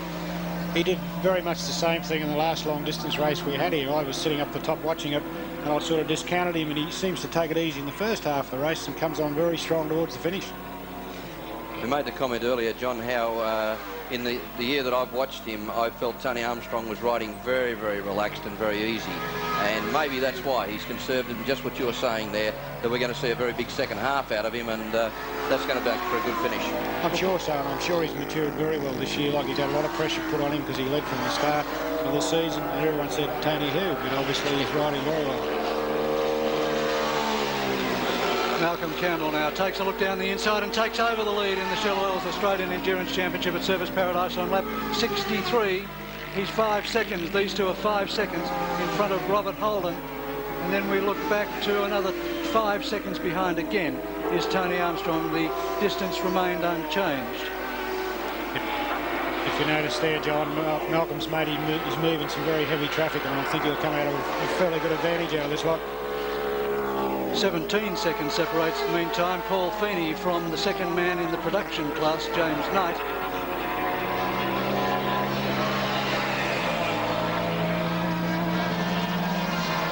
And the new race leader is Malcolm Campbell in the lead for the second time in this event. And it's now up to Campbell to get past Feeney pretty quickly, because I suspect that one of the reasons that Tony Armstrong might be catching up is that in fact the two leaders were just falling a little bit asleep. They were getting themselves locked into a pace that wasn't really on the pace. Having a bit of sleep in the middle stages of the race, which isn't sort of hard to do. But I'm sure once Malcolm gets a few signals, he'll sort of go for it again.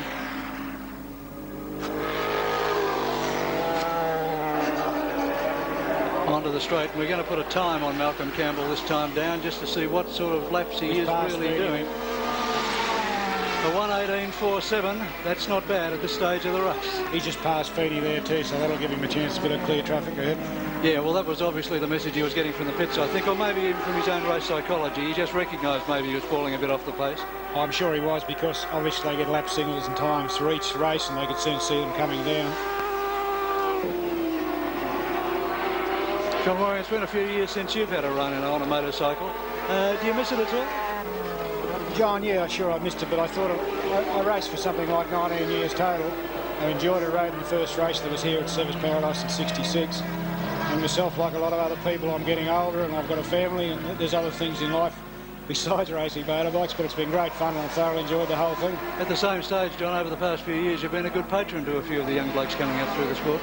Yeah, we've tried to help a few of the younger blokes coming along, John, because obviously it's very expensive these days to run the bikes, because the bikes are very expensive and the costs of everything is sort of going up. So yeah, we try and do our bit where we can. Roger, did you catch a glimpse then of Robert Holden starting to really close the gap on Michael Dowson? Definitely closing the gap, John, and Robert's had a very bad year, and this certainly has been one race where finally it's coming together for him, and he's certainly showing some tremendous speed out there at the end. The gap's half a second now between Robert Holden and Michael Dowson, so Dowson now coming under pressure for his second position on lap 65.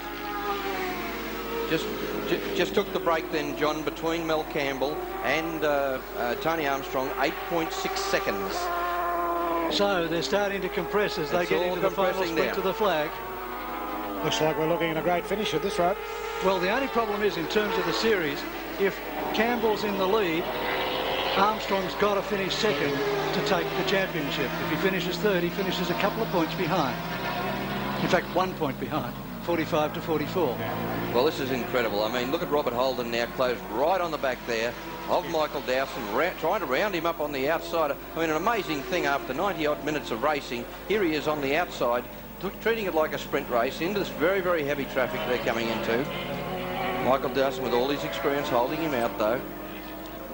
And is it that Dowson's got a problem? Is it that perhaps with the pranks he's had earlier in the year, he's just not quite race fit, and it's rider rather than bike that's got the drama? Right, he's through now. He's actually got through those slow riders. But what is interesting, I would imagine, we'll have a look at it this time as they go past. But I would imagine that Tony Armstrong's made up even more time now with that little bit of slowness that was done there. 1.66 seconds is the gap from first back to second position. That is Malcolm Campbell back to Dowson. And there goes Robert Holden into second position, so Michael Dowson had no answer for him. And the gap from Campbell back to Armstrong now is 7.8, so he's almost picked a second up on that lap. So a very, very interesting situation. Of course, the bulking would have helped there. Holden now got the clear road with only a couple of slow riders there, and we certainly have got to finish. Armstrong has to not only pick up Dowson, he has to pick up Holden if he's to take this championship out. Paul Feeney falls victim now to Robert Holden as Holden moves to consolidate his second position, and this is how he got it down into the next corner. Holden comes through Dunlop corner significantly quicker and uses that pace to go down the inside with a demon braking effort and take over second place. Michael Dowson there on bike one, the Mulberry Yamaha, back in third position. When Robert Holden passed Dowson then, he tried very hard and he had a big bit of a slip there too.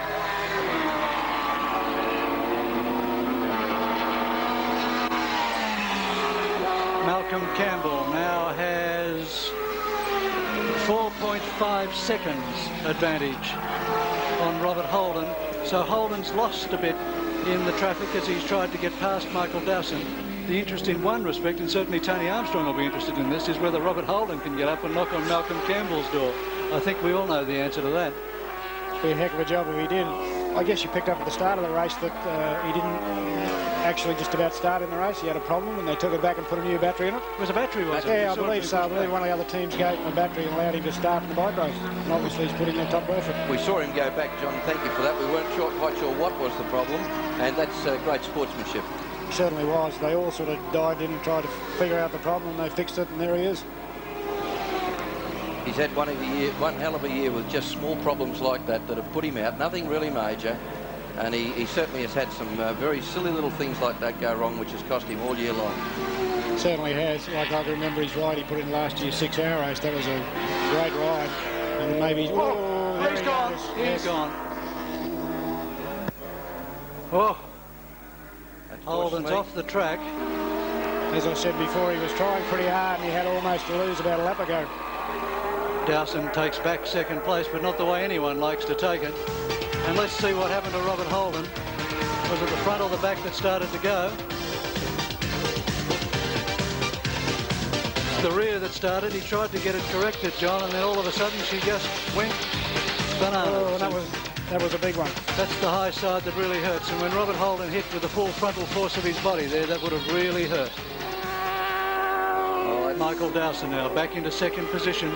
And in third place now, of course, will be Tony Armstrong. And that's still no good for him, John, because as you've correctly called it, Malcolm Campbell, if he takes the event out, will take the series out unless Tony Armstrong can get up to second. The man who's standing between him and victory is Michael Dowson. We've already recognised that Dowson's got a problem somewhere out there. He certainly was off the pace of Holden and of Campbell, but whether or not Armstrong can do anything about it is the question.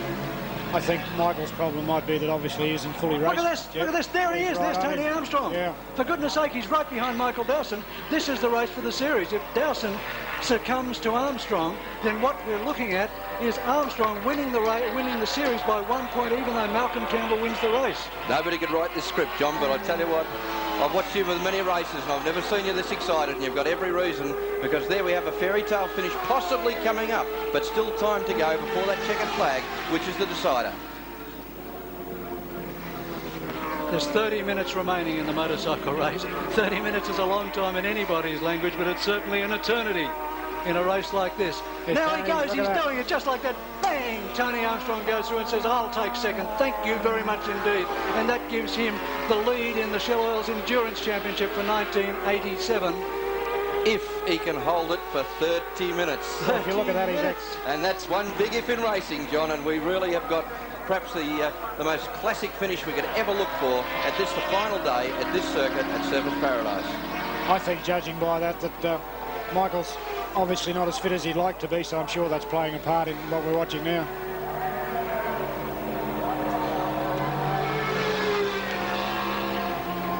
Like I say, I watched the race that Tony rode in here the meeting before. I couldn't believe the way he came on so strong in the finish. I think he looks after the bike and his body as well, and he comes on like gangbusters.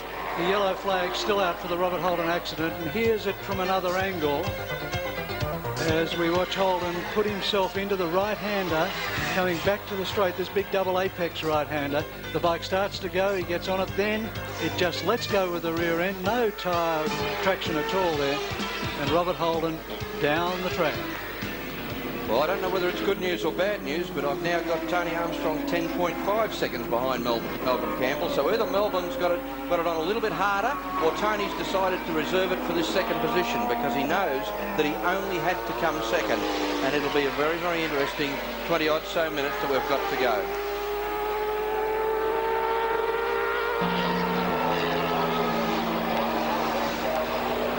That's Tony Armstrong on bike 82, 10 seconds behind the race leader Malcolm Campbell and sprinting away from Michael Dowson. He looks behind to see where he is, and all he sees is daylight.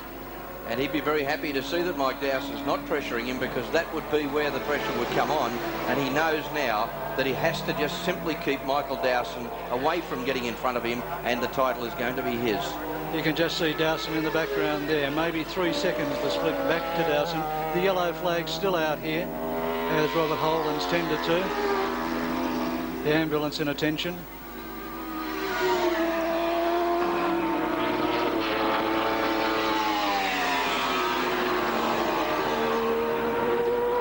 That's the gap going from second to third position.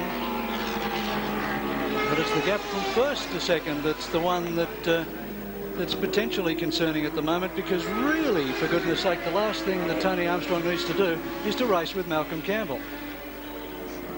Yeah, I don't think, like you said before, John, I'm sure he's not in a hurry to try and dice for first place if he can win the series from second.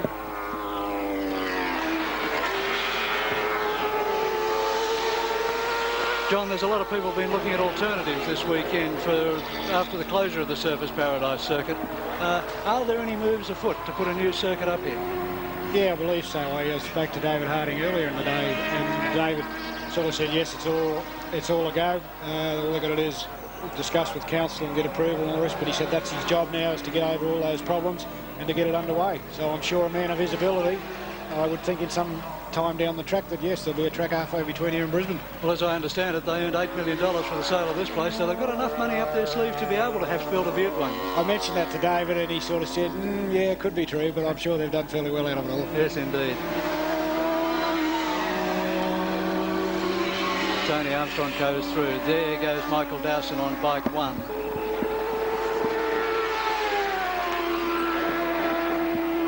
And the gap continues to open between them. There's now 4.77 seconds separating Tony Armstrong from Michael Dowson, and with every second that he gets up, Tony Armstrong gets that bit of a breather that makes his series look more secure. Gee, I hope we're not putting a Jonah on him, because there's still 25 minutes to go.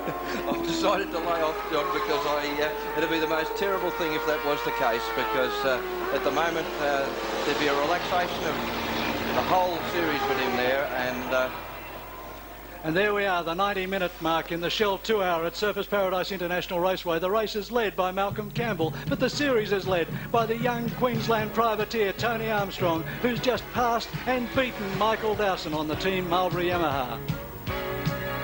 The production bike race is still being led by Paul Feeney from James Knight, who's some 17 seconds in a rear, with Grant Hodson in 3rd position.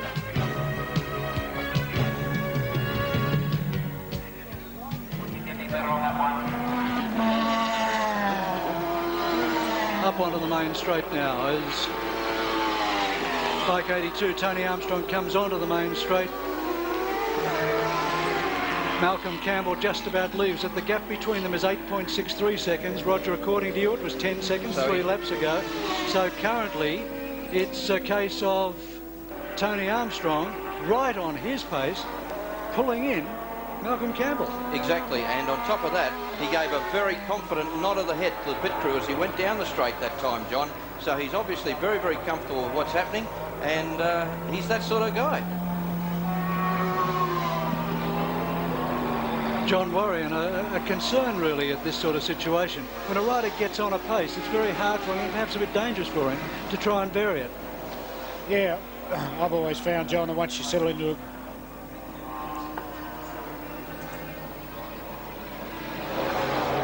the gap we're looking at the moment between 1st and 2nd position is now 7 seconds back to Tony Armstrong.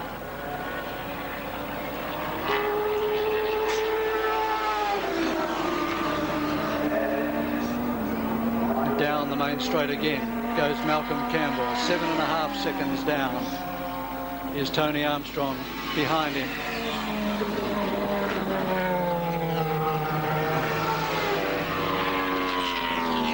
Gap now back to Michael Dowson in 3rd position is what we look for, and Dowson's really starting to fall back. He's now 8.6 seconds behind in 3rd place. Very hard to work out what Tony Armstrong is doing there, John, because he seems to have dropped a little bit back behind there, and either that or Malcolm Campbell has accelerated a little bit. I'm not sure which way we're going. This time I'm going to put a lap on Malcolm Campbell just to see what he's lapping at. And Roger, you might put a lap on Tony Armstrong no as he problem. comes around, and we'll just see what sort of speeds they're doing around the circuit to see who in fact is going quick and who's backing off.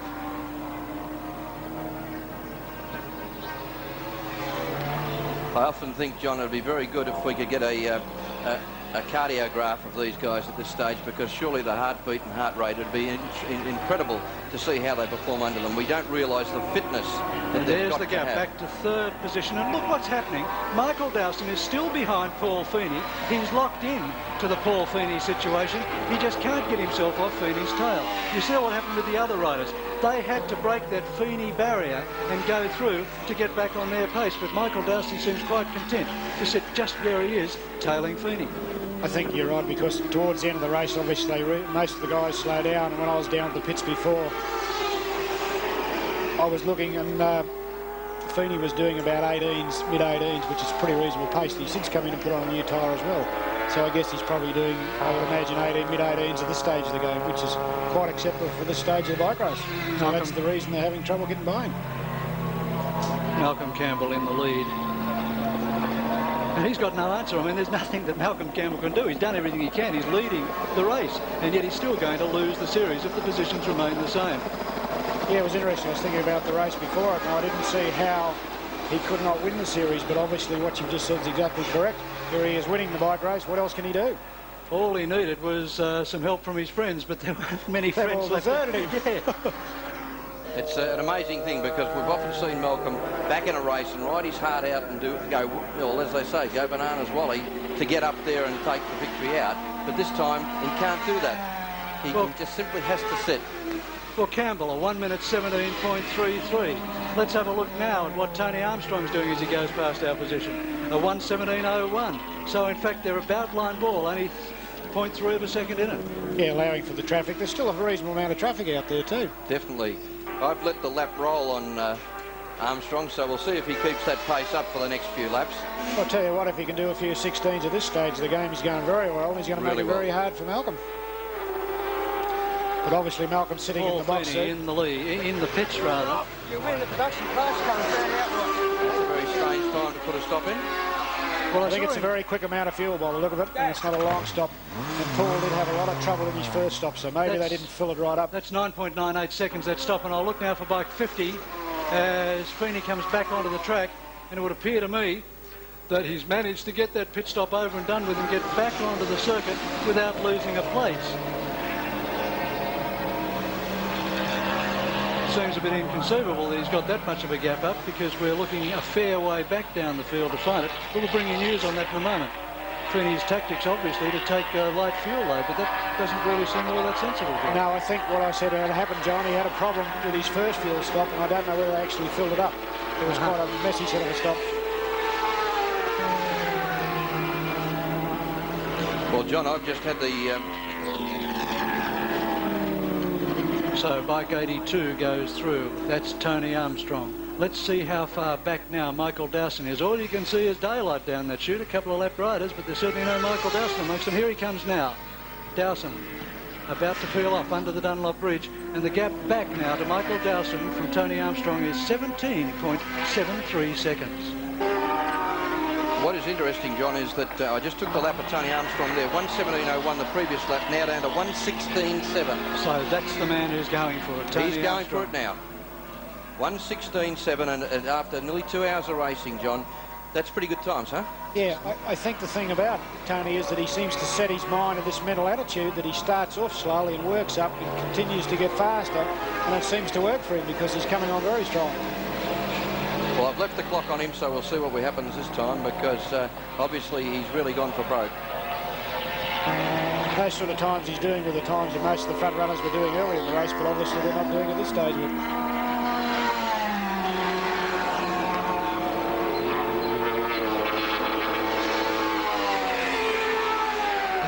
Tony Armstrong's bike sounding so crisp as it goes past us down the main straight. A 1:17.49 on Armstrong. So the time's bearing by about 0.8 of a second, depending, I guess, on lap traffic. I would say so, John, yeah. Like I said, there's still, actually it's in a good field. I was surprised at the amount of starters. There's still a reasonable number of them running too.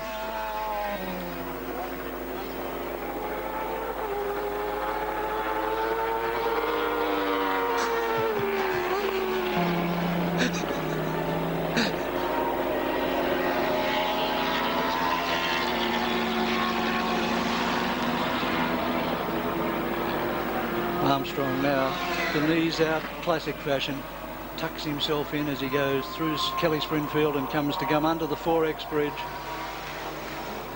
Johnny, big twitch. That was from Tony Armstrong, that twitch then, as he came through the S's. Just maybe John got his power on a little bit early? I'd say he's trying fairly hard because he can obviously see that maybe he might not only just win the series, he could almost win the bike race. Indeed. I mean, shouldn't he be just satisfied with what he gets? Here it well, it's a Sunday afternoon, it's his birthday today and everything else, so he's probably going for it.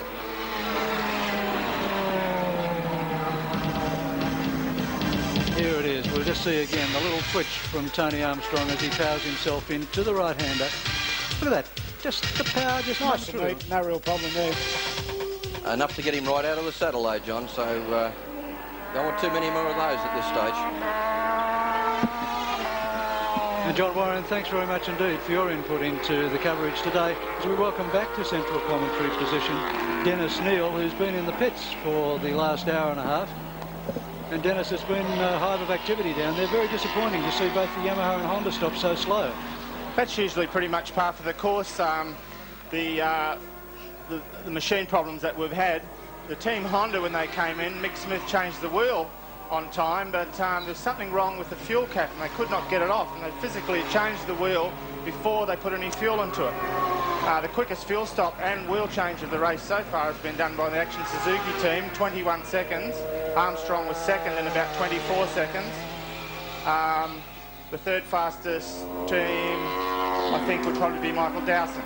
But obviously Michael Dowson today feeling the old war wounds from earlier this year, because he has made an incredible recovery from the injuries which he suffered at Lakeside. A broken femur, and he is in fact riding with a steel pin in his leg. So he's certainly got a lot of guts and determination, Michael Dowson.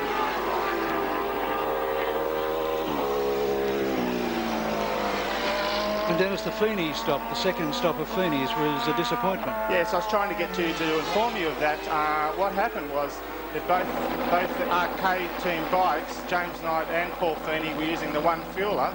James Knight came in first. They called Paul in. They never had time to fill the fuel container. So in actual fact, they dumped the whole load, but it only half filled his tank. So Paul had given him the inboard for 3 laps in a row, and he was shaking his head. He obviously wasn't aware of the problem. Malcolm Campbell now goes through the S's. Let's wait now to see just how close Tony Armstrong's getting to his tail. There's Armstrong there, and would you believe it's down to 6.2 seconds.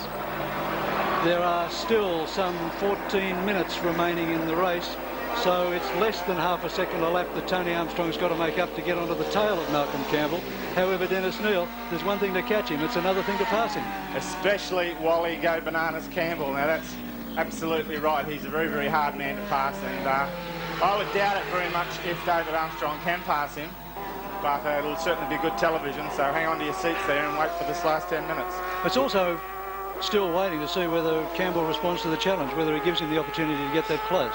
Well, his pit crew are aware that Armstrong is closing, and they're very, very professional. Malcolm will know, but he's very old and wise rider now, and he's been around long enough to know how to judge the race. And there at 1 hour 45 minutes is the situation as it currently sits in the Shell 2 hour at Surfers Paradise. Malcolm Campbell leads the race, but young Tony Armstrong is pulling him in just ever so marginally every lap to try and get onto the tail of the wily veteran. In third place is Michael Dowson, and dropping back, an injured man. The production bike race is still being led by Paul Feeney, even though he had that stop. Grant Hodson has come up into second position, and now Jeff Paul is into third place.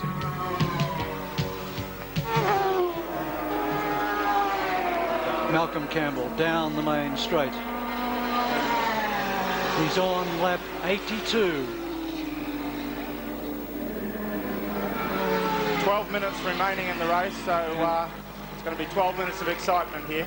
And 1 minute 16.7 seconds lap from Tony Armstrong there, but in fact the gap has widened ever so slightly to 6.83 seconds. So Campbell stabilised the gap in the last lap. I think that just proves, John, that both of them are aware of what's happening, and Malcolm's not going to have him close up on him. He's going to at least say, I'm going to take the victory of the event out, even if Tony with his second place will take the series.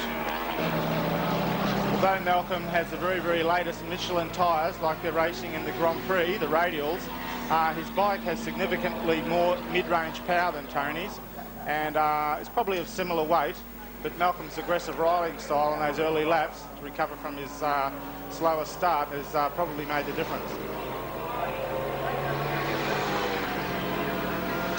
It's just a shame that they had that fuel cap problem with the Honda, because Malcolm pretty much had things under control, but that's what racing's all about. You've got to expect the unexpected.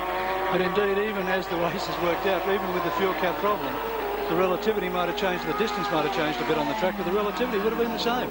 So it really hasn't cost him anything in real terms. Sure, Tony went in today thinking he had a really, really hard task in front of him, and we all certainly did, but that's motorcycle racing. It's the way things pan out. You have to be there, and anything's possible. Just 10 minutes now remain in the final round of the 4-round Shell Oils Australian Endurance Championship. They've been to Calder, they've been to Adelaide International Raceway, and they've been to Oran Park, and now here they are at Surfers Paradise, and there's just 10 minutes of racing remaining on Surfers Paradise Raceway before the circuit shuts forever. I said to Malcolm Campbell's 2 young sons, Scott and Chris, last night at a cocktail party that was being held, boys, today go down under the Dunlop Bridge and savour the sight and the sound of your father going under through the fastest corner in Australian motorcycle racing on full noise. And I certainly hope they did that today. I was down there watching him earlier in the week, and he's the only guy I've ever seen do a Wayne Gardner under the Dunlop Bridge. He was leaving big black strips of rubber, 30 and 40 foot long. It's just a sight to behold. Really, really perfect throttle control. There he goes in second position. Is the man of the moment, Tony Armstrong. You cannot take this away from Tony Armstrong. It has been a superlative effort. I mean, a young bloke who had it all going on the line, and to ride as he did in that first hour with a headiness, with a maturity that you just wouldn't have expected from him, to keep the bike in the sort of condition where he could ride the second lap stint. And that's exactly what's happened, John. I've kept the clock on him the last 3 laps, and it's varied from 16.8 to 17.2. And the boy has really ridden a very heady race for a privateer, and what I want to know is what happens for 1988, because really he's got to get somewhere with one of the works teams. He certainly has shown this year that he's got the guts and determination to succeed, and this race has just shown how much he's matured. It's interesting, you know, that at 26 years of age he owns his own motorcycle business, motorcycle shop in Brisbane, and he really says that he sees that as his career path rather than going the international route overseas. He says he's racing more for enjoyment than it is to turn it into a profession. But I bet if someone came along with a big bag of gold, all that would change pretty quickly. Exactly right. People like Warren Willing, and there's several Neville Doyle and people of that calibre here watching today, these young riders, and there's going to be some vacancies next year by the way Kevin's going, and several other riders. So it's in their best interest for these guys to do as best as they can, particularly towards the end of the year when the leading team are thinking about who they're going to be employing for the following year. Tony Armstrong, 8 minutes remaining now, and the heart would be pumping. Dennis, what goes through your mind in these last few minutes of the race? What do you hear? What do you feel? Well, you imagine that you've heard imaginary noises and so on, and it's very hard to concentrate because your mind starts drifting off and thinking about that cool, lovely beer you're going to have, or that nice bottle of champagne after the race. You start getting really dry in the mouth, and you've been out there doing the high speed for so long that it becomes relative, and it's not until you make a bit of a mistake, run a little bit wide or get the thing a bit sideways, that it brings you back into the real world. And the hardest part, apart from being physically fit for riding the motorcycles, is to have the mental fitness. You have to have very good powers of concentration. Surely with temperatures like this, and I mean in the commentary box here it's very warm as the sun sets, but these riders out there, perspiration down the face, under the helmet, I mean there must be some very niggling little personal things like that when you're trying to concentrate riding a high-speed motorcycle. Especially when you've got someone pressuring you from behind, it is a problem, and there's not a lot you can do about that. The guys are wearing some very nice leathers, these Japanese Kustani leathers and so on these days. They're absolutely state-of-the-art, and they keep you as cool as you can.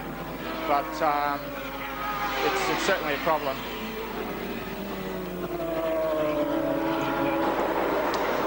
The guys who relax know what they're doing. You don't have to be 100% physically fit. You've got to have the muscles that you use racing a motorcycle fit. Most of these leading riders have got a dirt bike, and they get out and they play around on that and get very good hand-to-eye throttle coordination. And it's a matter of being cool. If you relax and you know what you're doing, and there's not too much pressure on you, well, you can handle it.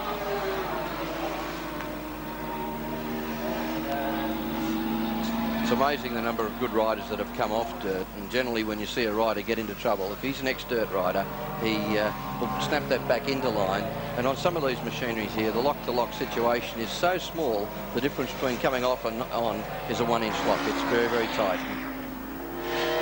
We'll saw with Robert Holden before, though, when the inevitable happens, that high side pops in.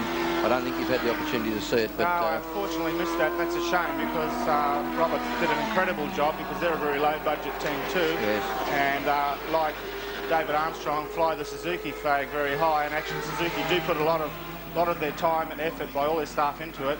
And it's just a shame you come so close yet so far. Well, it was just a classic case of the back stepping out, and it lifted off so that when it came down again, just hit and bang, high side over. And Robert unfortunately went in quite hard on the chest. And he was all right though, was he? Well, we hope so. We didn't see the final section, but we certainly hope so that he was okay. It's the time on Tony Armstrong, that time 1:18, so slacking the pace off a little bit, but one would expect that at this last stages of the event. About 5.5 minutes to go by my watch.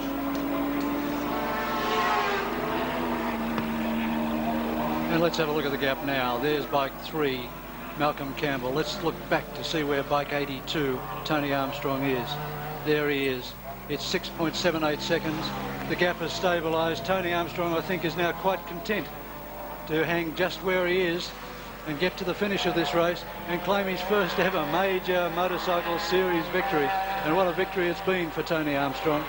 He was second at Calder Raceway in the opening round of the series. He was second at that stage to Michael Dowson.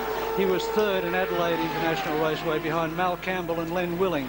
He was second again at Oran Park behind Malcolm Campbell.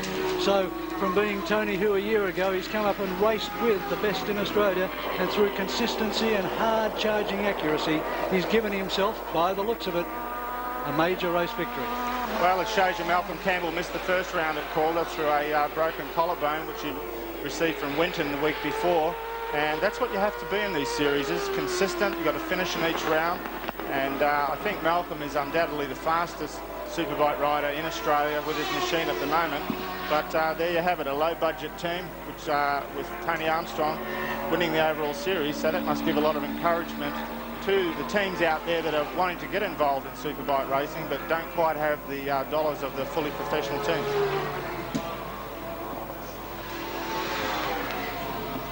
Armstrong being balked there by slower riders, but not being concerned about it, not trying to charge his way through, waiting until the gap opens and then taking it in the safest possible way, which is the way to go. What's really impressed me about the man is just how heady he's been today. Well, 2 laps ago, Johnny was doing 1:18s. He then dropped it down to a 1:17. Just having a look again at what he goes through this time, 1:18.6. So again, he's just taking it very easy. If there's any slow riders there, he's backing off. He's not taking any risks at all. And that's certainly using your head after 2 hours of very, very hard, fast racing, knowing that he's this close to taking the series out. 89 laps completed. They'll get to 91. That's an average of 45.5 laps an hour, or round about 1 minute 18.5 seconds for the entire duration of the race. And that's really charging when you consider that the pole position this time last year was set only at 1:17.5. Well, I'm sure our viewers today will be have their appetite whet for the Swan Series, which is going to follow later this year, because Malcolm will be more than likely bringing over a pretty exotic bike from Japan, and I'm sure Yamaha are going to do something out of the bag too. And here we see coming up the leader of the production bike class, Paul Feeney, on bike 42, and the leader of the race outright, Malcolm Campbell. Feeney, of course, having taken 2 pits, has dropped back a little bit, and Campbell comes up to double lap him, so Campbell will actually finish 2 laps ahead of Paul Feeney in the production bike class. That bids well for the Castrol 6 Hour, which is coming up in 4 weeks' time, because Paul Feeney is riding with Ian Perro, who's been racing in America all year and doing very well. Malcolm having a big moment there. So it's not over till the flag drops, but obviously Michael Dowson, Kevin McGee on the Yamaha, Paul Feeney, Ian Perro on another Yamaha, and I think Robert Holden and Aaron Slight on the Suzuki will cause the excitement and the possible upset in this year's 6 Hour. So that'll be a very exciting race to watch as well.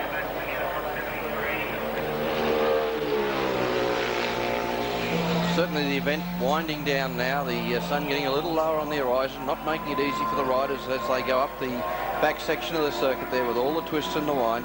But Malcolm Campbell still looking very comfortable out there on bike number 3, the Team Honda rider, also making sure that he now finishes the event. Tony Armstrong, I'm quite sure, will on one hand be a little placid and a little at peace, but on the other hand, very, very anxious to see that checkered flag. Feel very sad for Malcolm's teammate Rob Scollier. He always puts in a really good effort. He's usually unnoticed, and he often seems to have bad luck. He broke down over in Adelaide whilst leading the race 10 minutes from the end, had the engine go, and when you're hot, and you're not, but you need a bit of that lady luck on your side. Well, I think he's had 3 breakdowns of that nature in the series this year, and they've all been sort of very niggly minor things, and it's a great shame. Adelaide was probably the worst, where he just got off the bike and walked it in, as much to say, well, what can I say? 9 seconds is now the gap from Malcolm Campbell back to Tony Armstrong, so Armstrong has started to ease off his pace a little bit.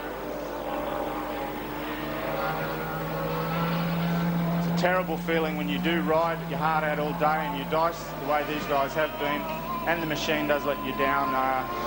You get a really sick feeling in your stomach, and but you've got to take that. That's part of the racing game, and you have your good runs, you have your bad run. You've just got to try and get a good professional team behind you of your enthusiastic friends, and it's a really exciting sport, and it's a lot of fun. You have a lot of good comradeship in racing, and most of these guys get on all very, very well together. And there's a change of position in the production bike class while Paul Feeney leads it and Grant Hodgson second. It's John Pace, one of Australia's better-known Grand Prix riders, who's moved up into 3rd position ahead of Jeff Ball. That's excellent. John's been a little bit quiet lately. He's running Bob Jane Teamart up here, but he's always very, very keen on his racing, and he's riding in the 6 hour with young Michael Doohan, who's also another budding Australian star of the future. So certainly a lot of talent around. And at long last, some of that being recognised. So often we've said if only they could be given the break, but finally we're seeing the likes of Michael Doohan and Kevin McGee giving that opportunity to show how good the Australians are, which of course Wayne Gardner has shown this year anyway. Well, I'd love to see Malcolm Campbell over there with Kevin McGee and Wayne Gardner for next year. I think it'd do a lot for Australia to have 1, 2, 3 on the front row of the grid at most of the Grand Prix, and I'm certain Malcolm's capable of it. He just needs the right backing to get over there and do it. That's the comment I was just about to make, and that Malcolm's the one I'd love to see get a ride over there, because I'm quite sure he'd grasp that opportunity, knowing that there's not too many years racing left in it. Well, that's right. And as Campbell comes up to the start-finish line, the starter remains ready with his checkered flag. We only wait to see whether he'll put it out this lap round as Malcolm Campbell comes past. He's watching the clock. No, he lets Campbell go through, so Campbell goes off on one more lap. And this could well be an historic moment in Australian motorsport.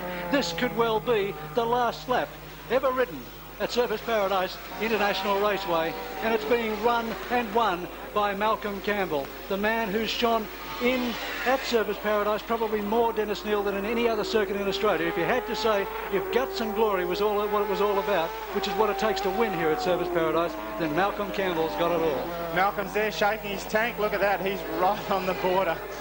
Imagine if after this effort the thing stopped. He's shaking the tank there, and that's to swirl it around to get the pickup to take Oh, and he's going for... He's stopping. It's out of petrol. This is Tony Armstrong some 8 seconds behind. Can Malcolm Campbell keep enough gas into it to keep it going? Drama. He should pull a choke on. If ever Surfers Paradise was going to come to an end, it couldn't have happened in a more drama-packed way than this, as Mal Campbell tries to keep the fuel into the bike. Under the 4X hill for the last time. Shake it now, Mal. You're coming up onto the main straight. You've only got to power down there. But Armstrong must be sensing this. He must be getting so close behind. Absolutely coming down for a photo finish. Still shaking it furiously, trying to get that fuel through. He's going to do it. He's going to do it. Malcolm Campbell's going to win the race. The checkered flag's ready to go. Here it goes. Malcolm Campbell coasting to victory. And Malcolm Campbell takes victory in the final race ever at Surfers Paradise International Raceway. And he does it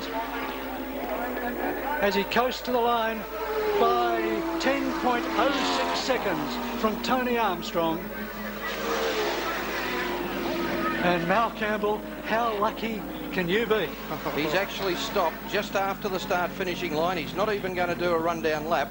But as Tony Armstrong went across the victory line, he shook that fist in absolute jubilance there that the young privateer knows he's taken the series out, and he's absolutely wrapped, waving his hand up there. We're watching Peter Goddard, who was doing well in the production class, walking back. Peter Goddard, unfortunately, might have run out of fuel too, I think, Roger. 14.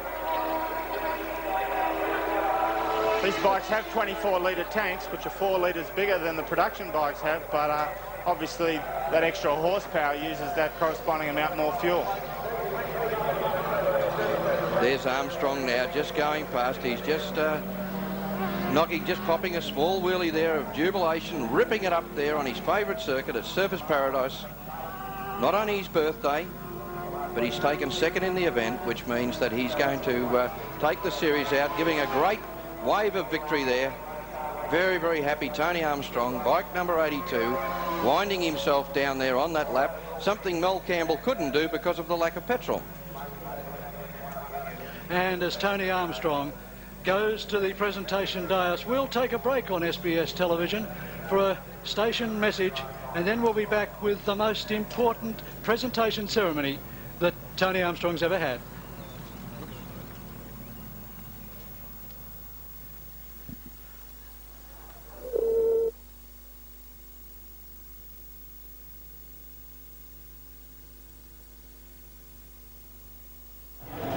Sunday afternoons, SBS continues its exclusive coverage of the West End National Soccer League. The best soccer action Australia has to offer. A full delayed telecast of the major match from each week's round as teams thrash it out for a spot in the finals. The World Game Down Under. The West End National Soccer League Match of the Day. Sunday afternoons at 4:30, 4 o'clock in Adelaide, SBS. Masterful, uncompromising, just 2 words that describe Gwyn Dyer's personal perspective on war. If the great powers go to war with each other just once more, using all the weapons they now have, 1 million people will be killed each minute. SBS Marketing presents a hard-hitting account of war through the ages. For $29.95 plus $3 postage and handling comes a book that gets away from the ranting slogans to the heart of the problem that this generation has to come to terms with before it destroys us. This gripping book can be yours if you send your cheque or money order to SBS Marketing, 4 Cliff Street, Milsons Point, 2061, or call 964-2879 for credit facilities.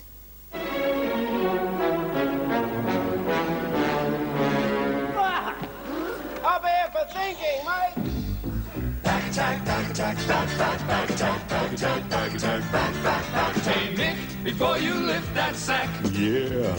Think back, think back, think back. And Joe, before you shift that fax, think back, think back, think back. Hold your horses, hesitate. Up here, the thinking mate. Back attack, back attack, back attack, back attack, back attack, back attack, back attack, back attack. Hey Doug, before you ruin your day, think back, think back, think back. And Sophie knows a better way. Think back, think back, think back.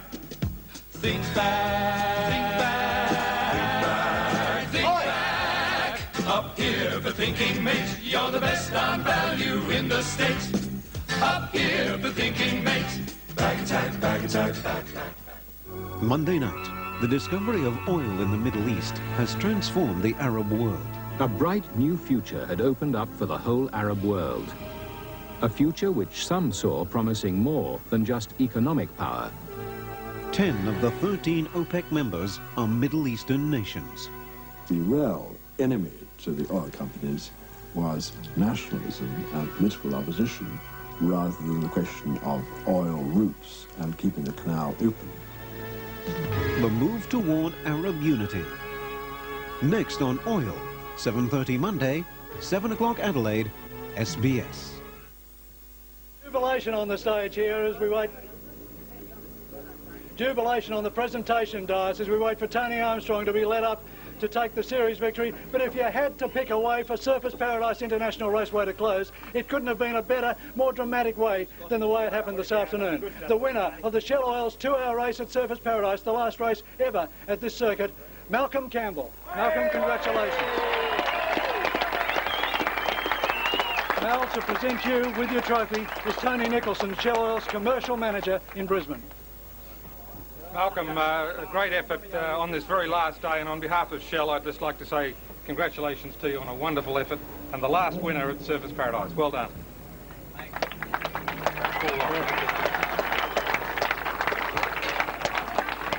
Thanks a lot to Shell. Oh, it's falling apart. It's not cheap either. Thanks a lot to Shell Oils. It's been a great series. It's nice for me to go out with a win here at Surfers Paradise too. My Honda today went really good. It was pretty close to the wind at the end, actually ran out of fuel. But it was a good race. Congratulations to Tony on the series. And thanks to all the boys at Honda and all Honda's co-sponsors. It's been a great day. And I think there was a lot of people here today that probably haven't been to bike racing before, and it was a good crowd. I hope you all enjoyed it, and we'll see you at some of the other tracks in Queensland. Thank you. Malcolm Campbell, congratulations. Tony Armstrong is the man of the moment in Brisbane at the moment because he's won the Shell Oils Australian Endurance Championship. Tony. Thank you, John. Thanks for everybody coming and clapping. It's fantastic. I've had, you know, it's really, this is the highlight of my career so far. I hope I can go on to maybe bigger and better things. I don't know where to start thanking people besides Springwood Suzuki, Arroy Helmets, Shell Oils, Greg at Farm Life, Greg and Andrew at Farm Life. No. With your trophy, Tony. There's Tony Nicholson again from Shell Oils. Congratulations, Tony, and in presenting you with the trophy, I just say a very quick thank you to SBS for all the wonderful work they've done for motorcycling this year. Well done, Tony. Great that it's a Shell driver. Great that it's a Queenslander on this last day. Well done. Paddy Mormon, he won't be in for work tomorrow neither. For SBS viewers, we'd like to quickly say that today has also been the Shell Oils Australian Road Race Championship, and it turned on some of the most spectacular racing that we've ever seen. The last few laps of the last round of the last sprint race here held at Surfers Paradise was just a marvel to behold. Let's go and have a look at that now. Puts the power right on. He'd definitely like to take this #1 plate away from Michael Dowson, having taken the series this year. This is the last of the Superbike races at Surfers Paradise. I know that Mel would love to have this one on the mantelpiece. Warren Willing done a lot of work on the suspension very recently on the Marlboro Yamahas, and they've just fitted Olin shocks. They've been trying various brands, and watching Michael's bike today, you can see it is absorbing the bumps far better. But Malcolm closed right up on him now through Dunlop Bridge, and I would say within the next lap you're going to see a big leader here. And Campbell was down into the 1 minute 14 seconds that lap. That's getting right on to Superbike lap record thing. So Campbell going for two things here. He's going for the win, and he wants to set the last lap record at Surfers Paradise. Of course, he holds the outright lap record as Campbell now comes down the inside of Michael Dowson, and Dowson just gets stuck back into it again and won't have that. Incredible mid-range power the Honda has. That's its advantage with its engine configuration. It grunts from right down low, whereas the Yamaha is a bit more peaky and develops similar top-end horsepower that isn't quite as usable. Campbell, a man who seems to be able to pull out all stops at Surfers Paradise. Remember 2 years ago, the classic duel between himself and Wayne Gardner in the Swan Insurance Series here. Remember that it's Campbell who holds the outright lap record here against Gardner on a 1 minute 12.6 seconds. And it's Campbell now who's battling with the local star, Michael Dawson, to win this final race at Surfers Paradise Raceway. Down the slipstreaming duel again, 260 kilometres an hour. Michael Dowson that time just having a little look over his shoulder, realising now that Malcolm's right on him. Malcolm's showing exactly the champion he is. The movement of the bike there again through the sweeper. Straighten them up as they've got to pull it up the brakes into High Peck corner. Malcolm's bike will probably have an advantage out of this corner up the back straight. I think he might try and set himself up and just slip underneath Dowson into this next left-hander. He might have tried, but it wasn't going to happen there.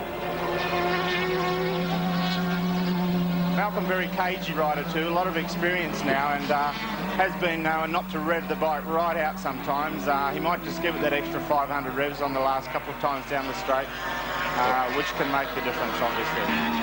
Well, the old saying, go bananas Wally, is just about to happen, I'd say, because with the laps coming down, that's when he'll take the stop out, and it'll be on in that last couple of laps as his expertise and experience is going to show out. Just seems to be sitting in there ready for the strike, I think, Dennis. Flag ready to come out now to indicate just 3.2 kilometres of racing left to go at Surfers Paradise Raceway as Mal comes up onto the back of Michael Dowson down to the Dunlop Bridge for the last time in anger at Surfers Paradise. Dowson on the inside, Campbell on the out. Now can Campbell go to the inside here and get him under brakes? This is it. This is go for broke Wally. He's down the inside and he's pulled out that stop. Malcolm Campbell takes the lead. Hero ride from the Team Honda rider. No! Dowson fights back. Fantastic. Absolute explicit trust in each other there under the bridge at that speed. Top stuff. Campbell down the inside now. Can Dowson get back? He's well placed here. He's got the run. Campbell had to go in deep. So here is the place that Michael Dowson can get back. He's got to stand on the brakes harder than he's ever done before. 4 changes of leadership on the last lap of the last race of Superbike racing at Surfers Paradise Raceway. Who is going to take it out? Mel Campbell, the man who's won the series, leading away now from Team Yamaha rider, coming to a slower rider, bulking them out here. Dowson doing a very good job. He's got a severely injured left ankle. And, look at this, look at Dowson. Oh, fantastic. He's done it. Dowson's back. Now Campbell will fight back down the inside. Absolutely superb stuff. The crowd's on its feet. Everyone's cheering for this. Come on, Dowson. Come on, Campbell. This is too much. They're on the straight now. Honda has the advantage down the straight. Won it by about a bike and a half length. And it's Malcolm Campbell who takes the last sprint race at Surfers Paradise International Raceway and wins the Australian Road Race Championship, the Shell Oils Championship for the fastest bikes in Australian motorcycle racing in the last race at Surfers Paradise International Raceway. Jubilation is the only way you can describe the presentation ceremony here this afternoon at the last Surfers Paradise Raceway meeting. As you know, the Shell Oil Company has been sponsoring the Australian Road Racing Championship throughout 1987. The results were decided here at Surfers Paradise today. The winner of the 1000cc Australian Road Race Championship was Malcolm Campbell from Rob Phillis and Robbie Scolia. The 250cc title was taken by Donny Osborne from Jeff Sale and Derek Foster.